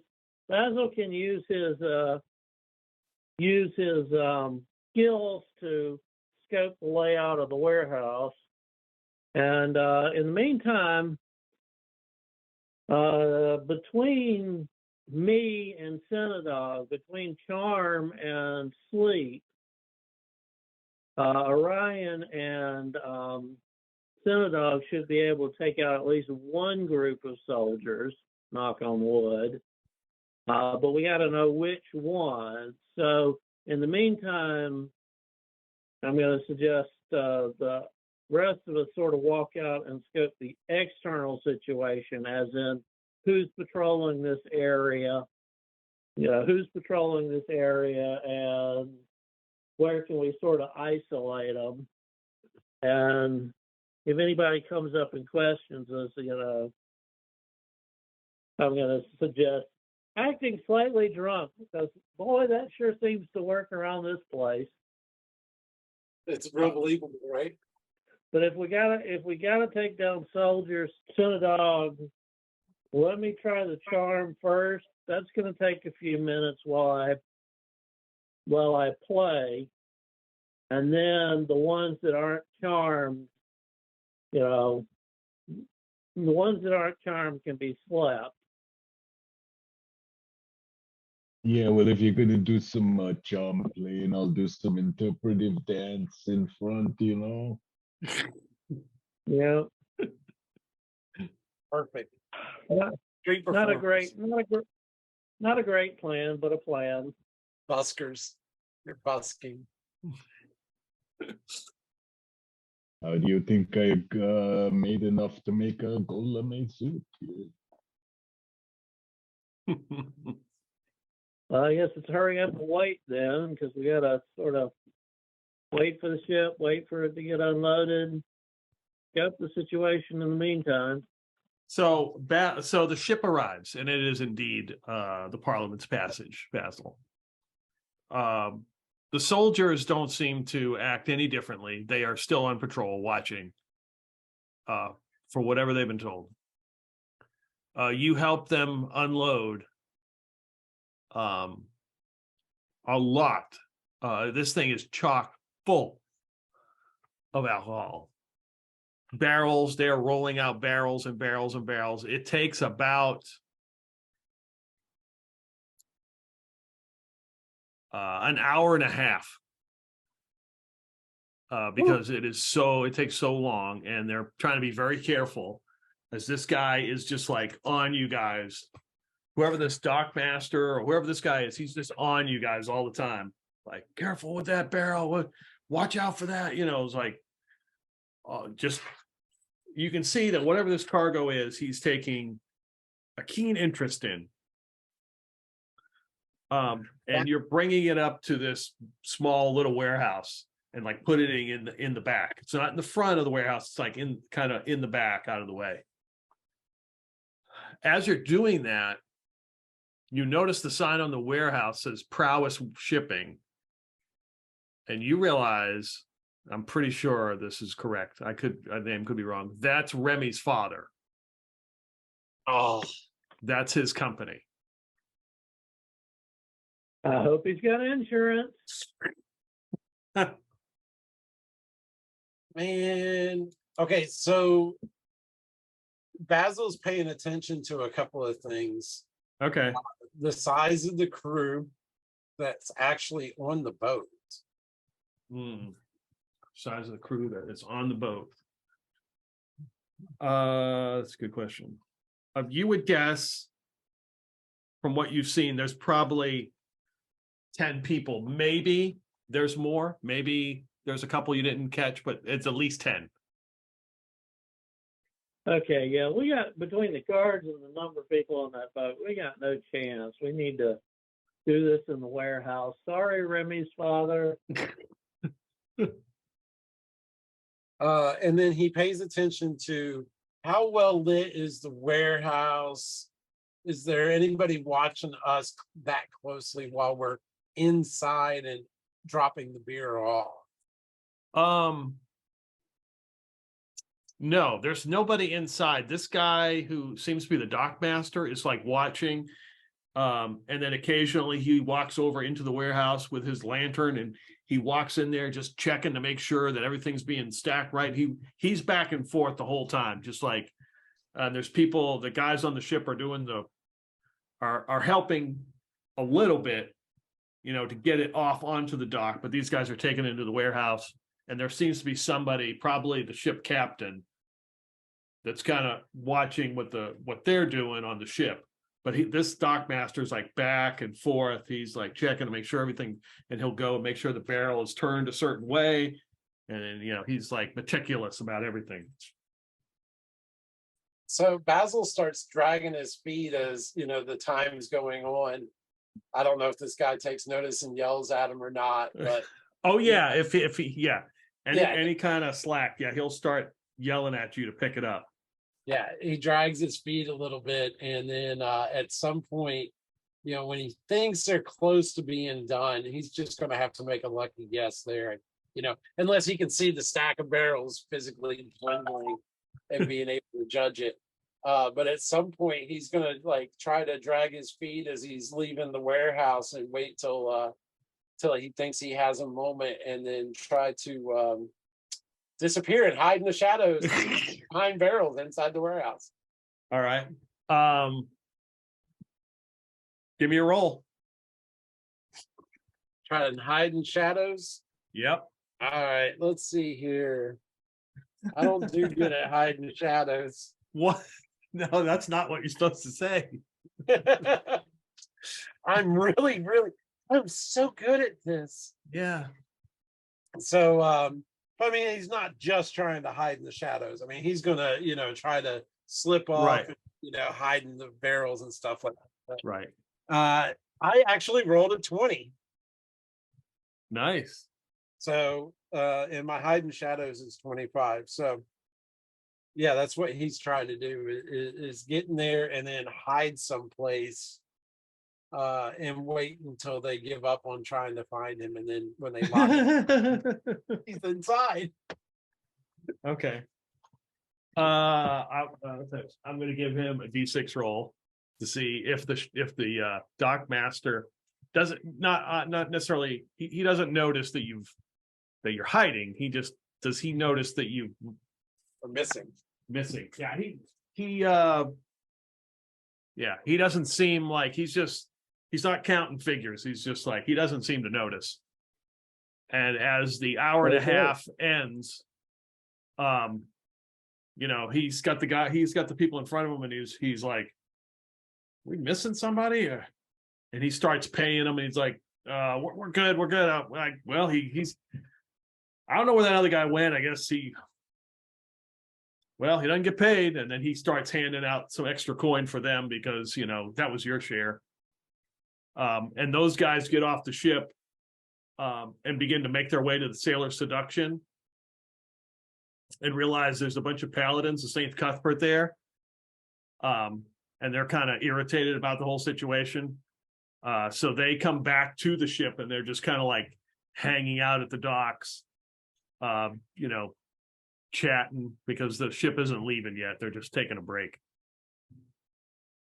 So at least the unloaders that are hanging out there. The unload, the people from the Parliament's Passage are hanging out at their ship. The people who unloaded from the warehouse are gone. Looks like they have gone home. Like this was their job for the evening. They've left. Okay. So as far as witnesses anywhere near the warehouse, who have we got? Just the Parliament's Passage people, or what? You've still got the soldiers, and you've got the Parliament's Passage crew that's just kind of like shooting the bull, drinking a beer,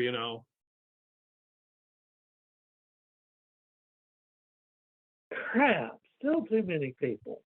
Basil gives a thought to the Arconi and says, and lets him know he's inside the warehouse, and he is able to create all kinds of mischief here, set it on fire or anything else that anybody else can think of. Just let me know when it's time to do that. I guess we gotta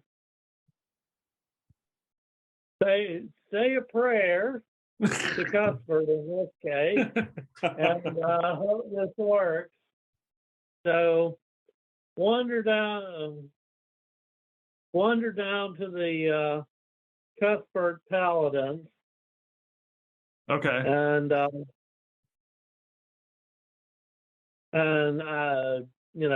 I've been with Karn, Orion or Torgon. Well, Karn's with us. Yeah, as soon as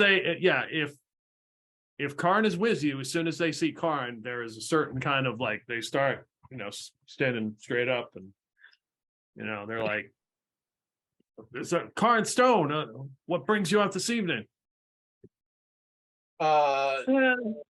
He's following Orion's lead. Well, we're doing. How shall we say this? The festival has brought in a lot of booze, right? Yeah. Booze and beer, right? Yeah. Yeah.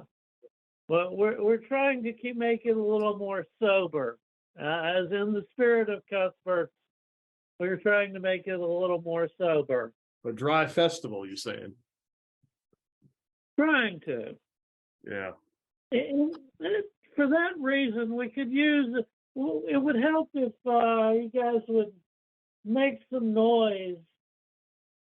make some noise and distract some of the Accursed guards while we get rid of some of the get rid of some of that booze.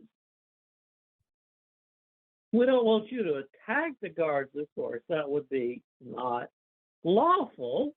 But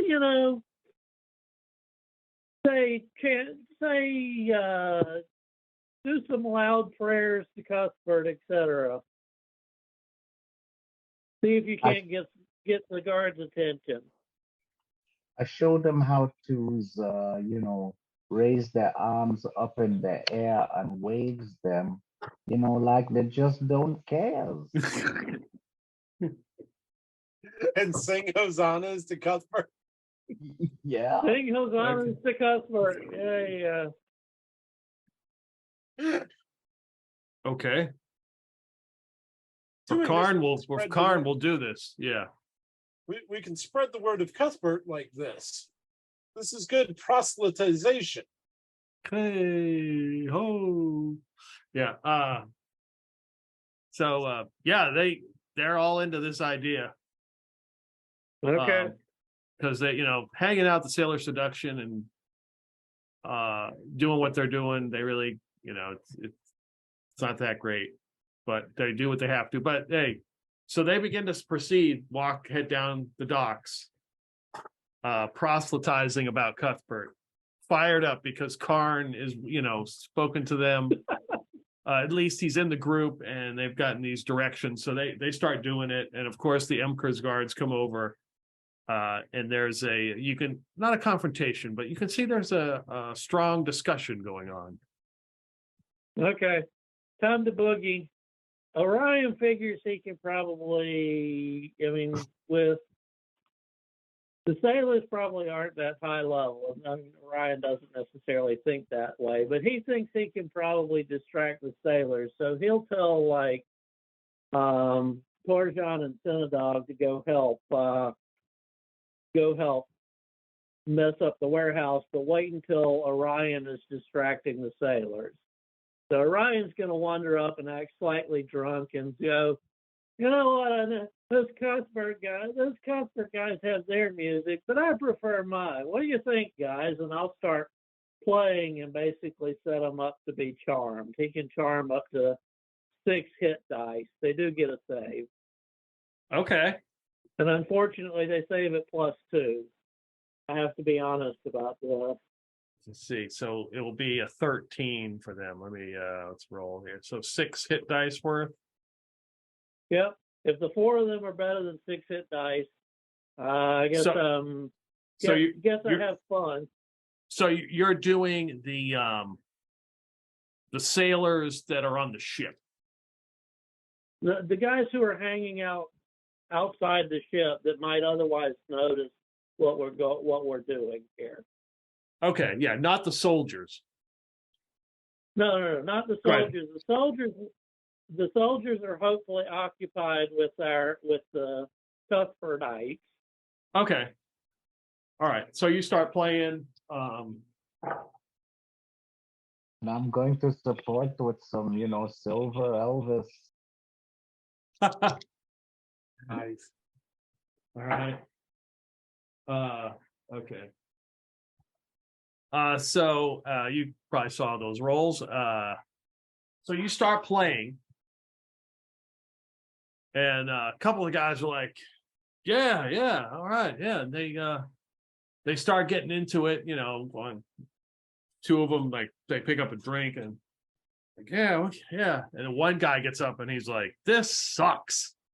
You need to get out of here, man. This is absolutely terrible. We've had a long trip. It was nasty. It was the waves were choppy. Just take that, whatever that are you the dulcimer of fire or something? Get out of here. I've heard about you. You're terrible." Although he didn't. Hey there, hoodlum. What you got against art? Move it along. I got nothing against art when it's good. This sucks.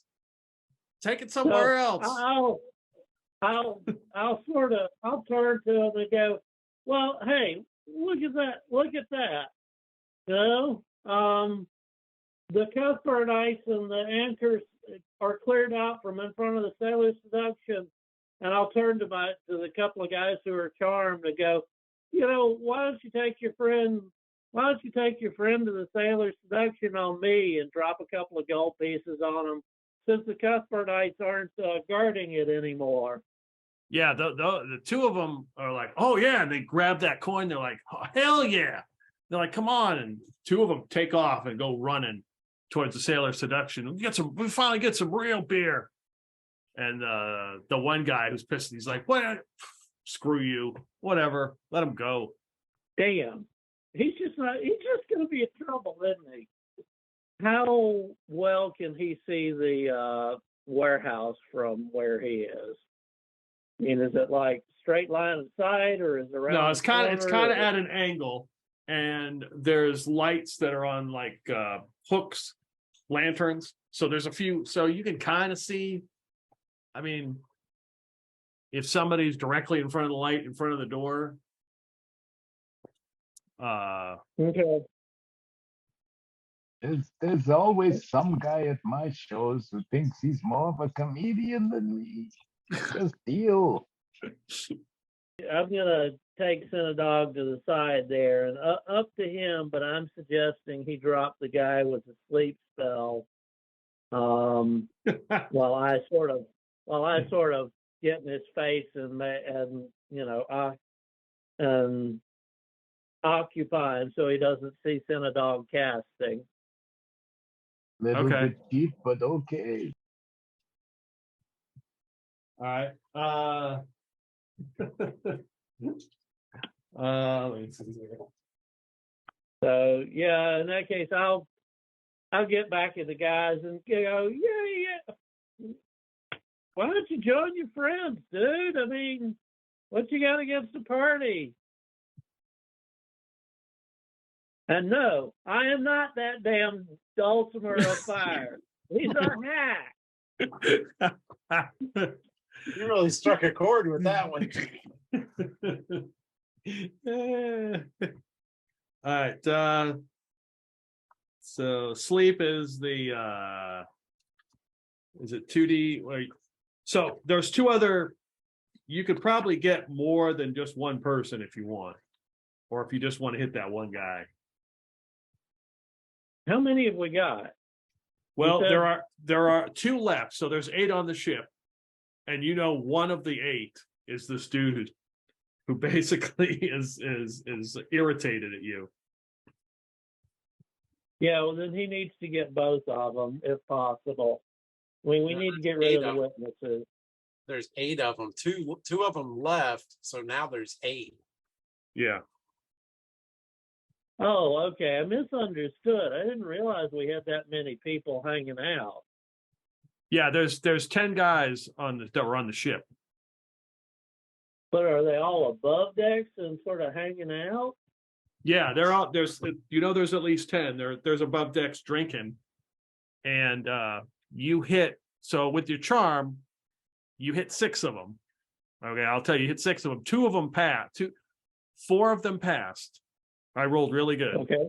2 of them were charmed. 1 rolled a nat 20. He was the one that became irritated and pissed off. So the sleep spell isn't going to take care of all of the rest, probably. That's too many. You might get lucky and knock them all out because it does have a wide radius. You might be able to, because they're all in a group drinking. You might be able to knock them all out. Depends on the roll. Right. I mean, it's a gamble. Yeah, so I used the Turkish maid drone and pinpoint strike with a sleep. Okay. Roll your, was it 2d8 or 2d6? 2d8. Yeah, roll that for the hit dice. Well, big Yeah. numbers. Oh my god, an 8 and a 7. 15. Okay. All right. Our best sleep roll I ever made. Okay. All right. So I've got some rolling to do here. I'm on low numbers. Yeah. All right. So I'm going to roll for the guy who is irate. Okay, 4. That's not going to cut it with a 4. Okay, 3 more rolls. That's a 19. So one of them is not affected, but you get 2 more. So there's you got 15. Hit that. Yeah. Okay. So we're gonna roll 4 for the rest of them. 2 19s. You get half the crew.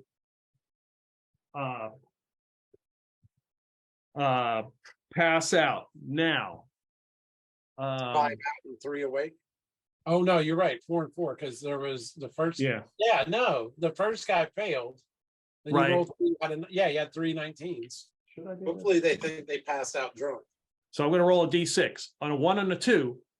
On a 1 and a 2, it's the captain who falls asleep. I rolled a 4. So the captain is still awake.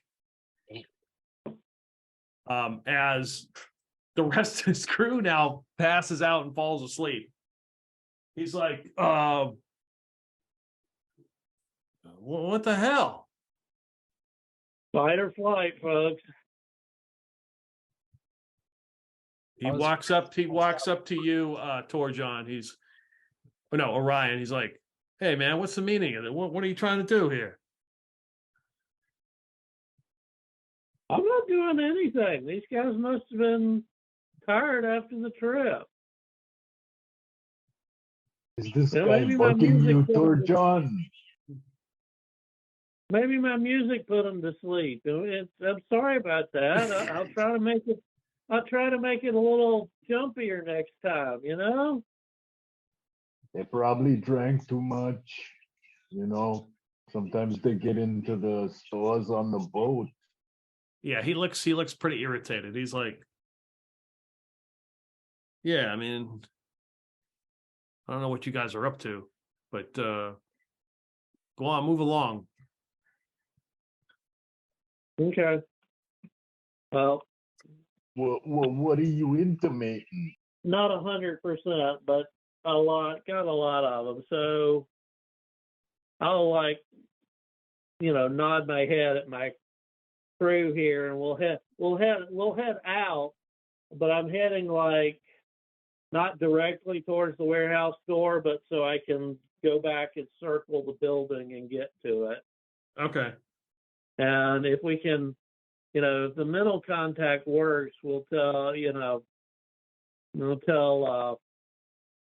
Basil Wilberforce that couldn't get them all, but most of the crew are sleeping it off right now. Is it time to light a fire? The Archon is walking. He walks up to your group as you mentioned something. Basil, you just hear you hear a message say you hear the Archon contact you say go ahead. So while they're out there messing around with that, Basil is going to have to try to identify a way out of this warehouse that he's getting ready to set on fire. Because Right. he's not an idiot. Are there windows anywhere, or is there Yeah, there's windows. boards he can ply loose, or Yeah, there's windows. They're with shutters. So yeah, you could probably get out of the side of the warehouse. The front, if you were to go out the front, the lantern the last time you saw it was still on. So it's illuminated. So presumably if you were coming out and somebody was watching, they could see you come out of the front of the warehouse. But how about the back side? Is there any windows back there? no. Anything? How about something he can pry loose to get through the walls? Warehouse might be able to find something like a crowbar. Actually, does he carry a crowbar? He carries a crowbar. Yeah, you could pry open like the shutters on the side and get out. The back has got sort of like a sliding door, and you can tell that they've locked it. Okay. He'll ensure, while they're doing that, he's gonna, before they give him the message, he's ensuring that he's got a way out. And then you said there's a lantern inside of here? It's on the outside. It's on the like, outside. Oh, it's yeah, already so lit. It's fine. illuminating the front door. Is there anything like that illuminating the inside, or is it just No. really dark? It's here? dark. The last person would have taken their lantern out. Okay, so he creeps around. He's got a few flasks of oil, so he pulls out one of his flasks of oil. He's been Okay. ready to go. He Okay. drenches down one of the barrels, hopefully identifying something with a high alcohol content, and then pours a trail of that away from it, so he can strike the flint and steel and Yep. then get out of here. Yeah, there's no need to roll. I mean, are you going out the side? Going out the side, yeah, where he's already made an opening of some sorts.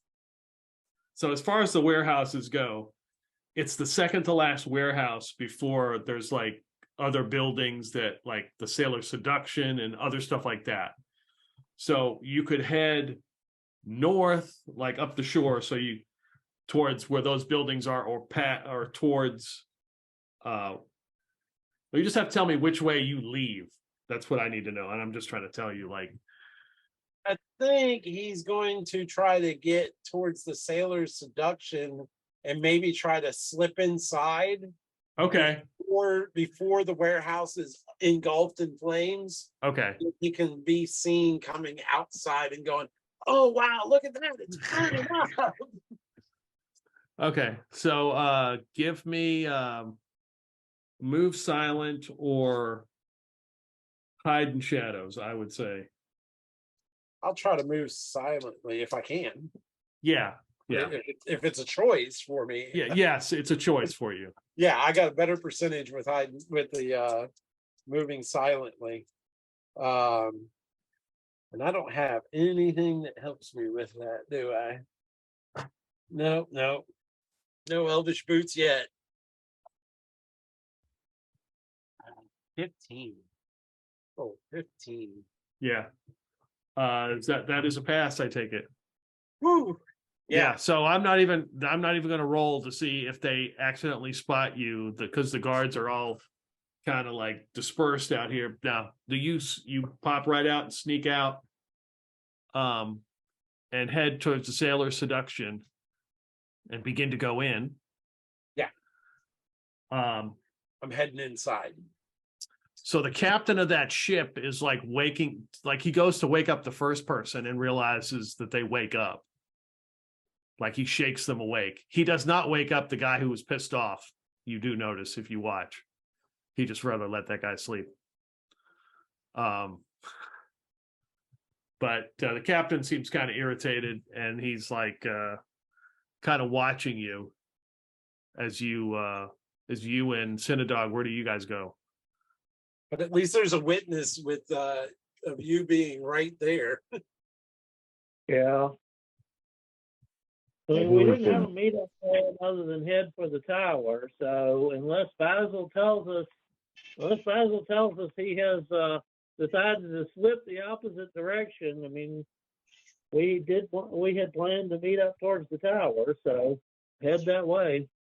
Yeah, we gotta make tracks, yo. I mean, Yeah, I forgot to say anything about it, so I'm not going to try to retcon it. He just goes in there and sits in the Sailor's Seduction and waits for a hue and a cry to go up about a warehouse on fire. So when you enter this 2-story wood building, have you been you've been in the Sailor Seduction before, haven't you? Yes, yes. So there's 2 finely dressed dwarves that see you come in, and they're like, "Oh, yeah, you look familiar." Well, I've been here before, but only the one time. You hang around with that the paladin type. What's his name? I don't know who you mean. Yeah, pain in the ass, I think his name is. I know a lot of those. And the other one's like, yeah, he is. I've seen him, but I've heard he's chums around with him. You're staying at the bog down there, right? Rejuvenating Bog. Never heard of the place. Really? No, I just came in on the ship. We're gonna be heading out tomorrow. You might have Hmm. heard of the Lucky Strike. No, no. Long name, but whatever. No, Basil lies about almost everything. Oh, okay. Okay, you're playing the character. I got you. And the I one got Basil dwarf, lies when he doesn't have to lie. He the just one lies. dwarf looks at the other one and says, "I don't. I think you need to refresh his memory." And the other one's like, "Yeah." And he reaches in, he pulls out a cudgel out of his coat. Well, I don't know what you're upset about. I mean, I was just going to ask you guys if you wanted a drink. I was going to buy you some beer. We Tom, own this establishment. We don't need to be bought anything. I think you hang around with that Karn stone. You know, business hasn't been too well since there was that incident. We got these stupid paladins out here that have been hurting our business. Uh-oh. He starts backing up away from him and says, Okay. look, Yeah, I knew that was all I something. wanted He was a doesn't- drink. I don't know anything about paladins or Karns or rocks or anything. Give me a 2d6 roll with add your Okay. charisma. Yeah, about my charisma of 8. That's 0. Oh, but I got a 6 and a 5. He's like, "Oh, well, yeah, just if you value your kneecaps, just go ahead and leave." You know what? I am out of here, and I'm out. Yes. They do not approach. You rolled high enough that they did not try to kneecap you. And you step out of the sailor's seduction. As an alarm begins to go off, somebody is blowing a whistle, and a small fire. There's smoke, and you can see some flames start coming out of a window of a warehouse. And the guards are scrambling, and the captain on the ship yells, he's like, "Hey," he's like, "The warehouse is on fire." He said it was probably he's like some fishy's going on. He starts to look, and he's trying to find, you can see he's trying to find where Orion and Sinn-A-Dogg went. And the guards are all scrambling. They the ones who are engaged with the Cuthbertites break off, and they start running around looking. What is Orion and Sinn-A-Dogg? What were you guys doing? You were headed out of there? Yeah, we were headed towards the tower. Tower 3? Yeah. Okay. And the dog's telling anybody who will listen, fire, there's a fire there. They need help. Basil's doing the same thing. He's running down the street, beating on doors. Fire! Call out the brigade. I'm betting the only reason we don't get caught out in all of this is the smarter people look at what goes on and goes, "There's no way anybody would be that fucking stupid. There must be something else going on." So you hear the whistle, then you hear the guard tower bells go off. So as an emergency, you've heard this before. And are you guys, so Sinn-A-Dogg and Orion, are you guys going to hide somewhere, or are you going to try to make your way back to the Rejuvenating Bog? And that would be Basil too. So I thought we were meeting near Tower 3. I mean, you can if you want to. That's fine. I'm just. Yeah, Basil's Yeah. going down the street, moving away from the sailor seduction in the warehouse, but he's beating on doors and stuff and shouting, "There's a fire, Okay. there's a fire," but he's getting away from the fire. I mean, the plan was to meet near the tower. I mean, obviously not right next to it. So that's what we're headed for. Okay. Unless something changes, obviously. All right. So you guys scramble and all head towards the tower. I'm going to make my rolls have been actually pretty good. Looks like Sinn-A-Dogg is suggesting you split up and meet back. I'm going to roll 2d6 and they are separate rolls. So I rolled a 2 and a 1. You guys notice that you are being followed. Maybe not following you, but there are 2 sets of Emperor's soldiers that are, instead of running towards the fire, they're running in this direction. And you hear the captain just yelling something, and you hear something about black magic being used, and be careful because that's probably what started all this. And this is a good place to stop. Karn's with Orion and Sinn-A-Dogg too. As you guys are running towards the rest of the group, as apparently this person who is performing black magic has apparently set the warehouse on fire. Oh man. I Evil love spirits I do love all rumor. kinds of things. I love the rumor mill. It does have our word for us. Yeah, only you're the black magicians performing the dark arts. It's I prefer alternately pigmented if you don't mind.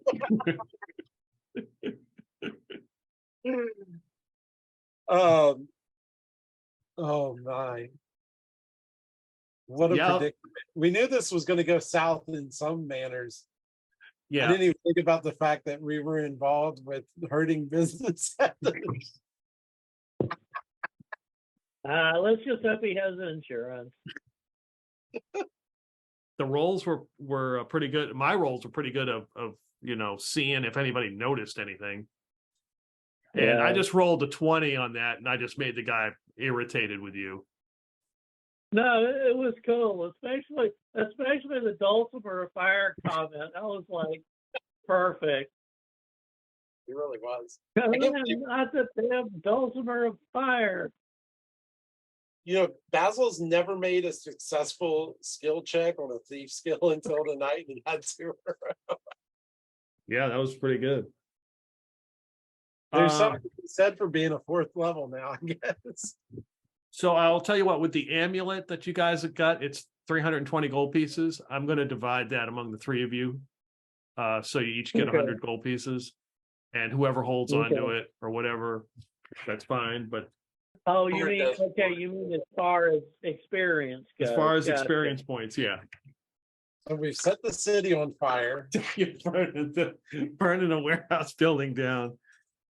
Yes, Blankville's in flames. Let's hope this thing doesn't catch the other building. Well, I was kind of hoping it would, because trying to go for the alcohol, and Yeah, it might. Yeah, the more that burns, the merrier, right? yeah. And then we will pick it up when we play next time. We'll pick it up as you guys are meeting with the other group. Maybe the guards from the tower run to help with the fire. Who knows? You also have to remember that Clintock, was it Clintock or Felix? One of them was buying all of them drinks, if you remember. Yes. He ran into them. So there's at least a couple of guards at that tower who have hangovers. It was Clintock. Clintock was the one who was bribing everybody to the hill, not bribing, not handing them money, but buying them drinks and food and everything. Yeah, we'll see how this all turns out. I appreciate it, guys. Sweet. All right. All right. That was a lot of fun. Thanks for Cool. running. All right, take care. Oh, Yeah, thank you, Brilliant. yeah. Night, everyone.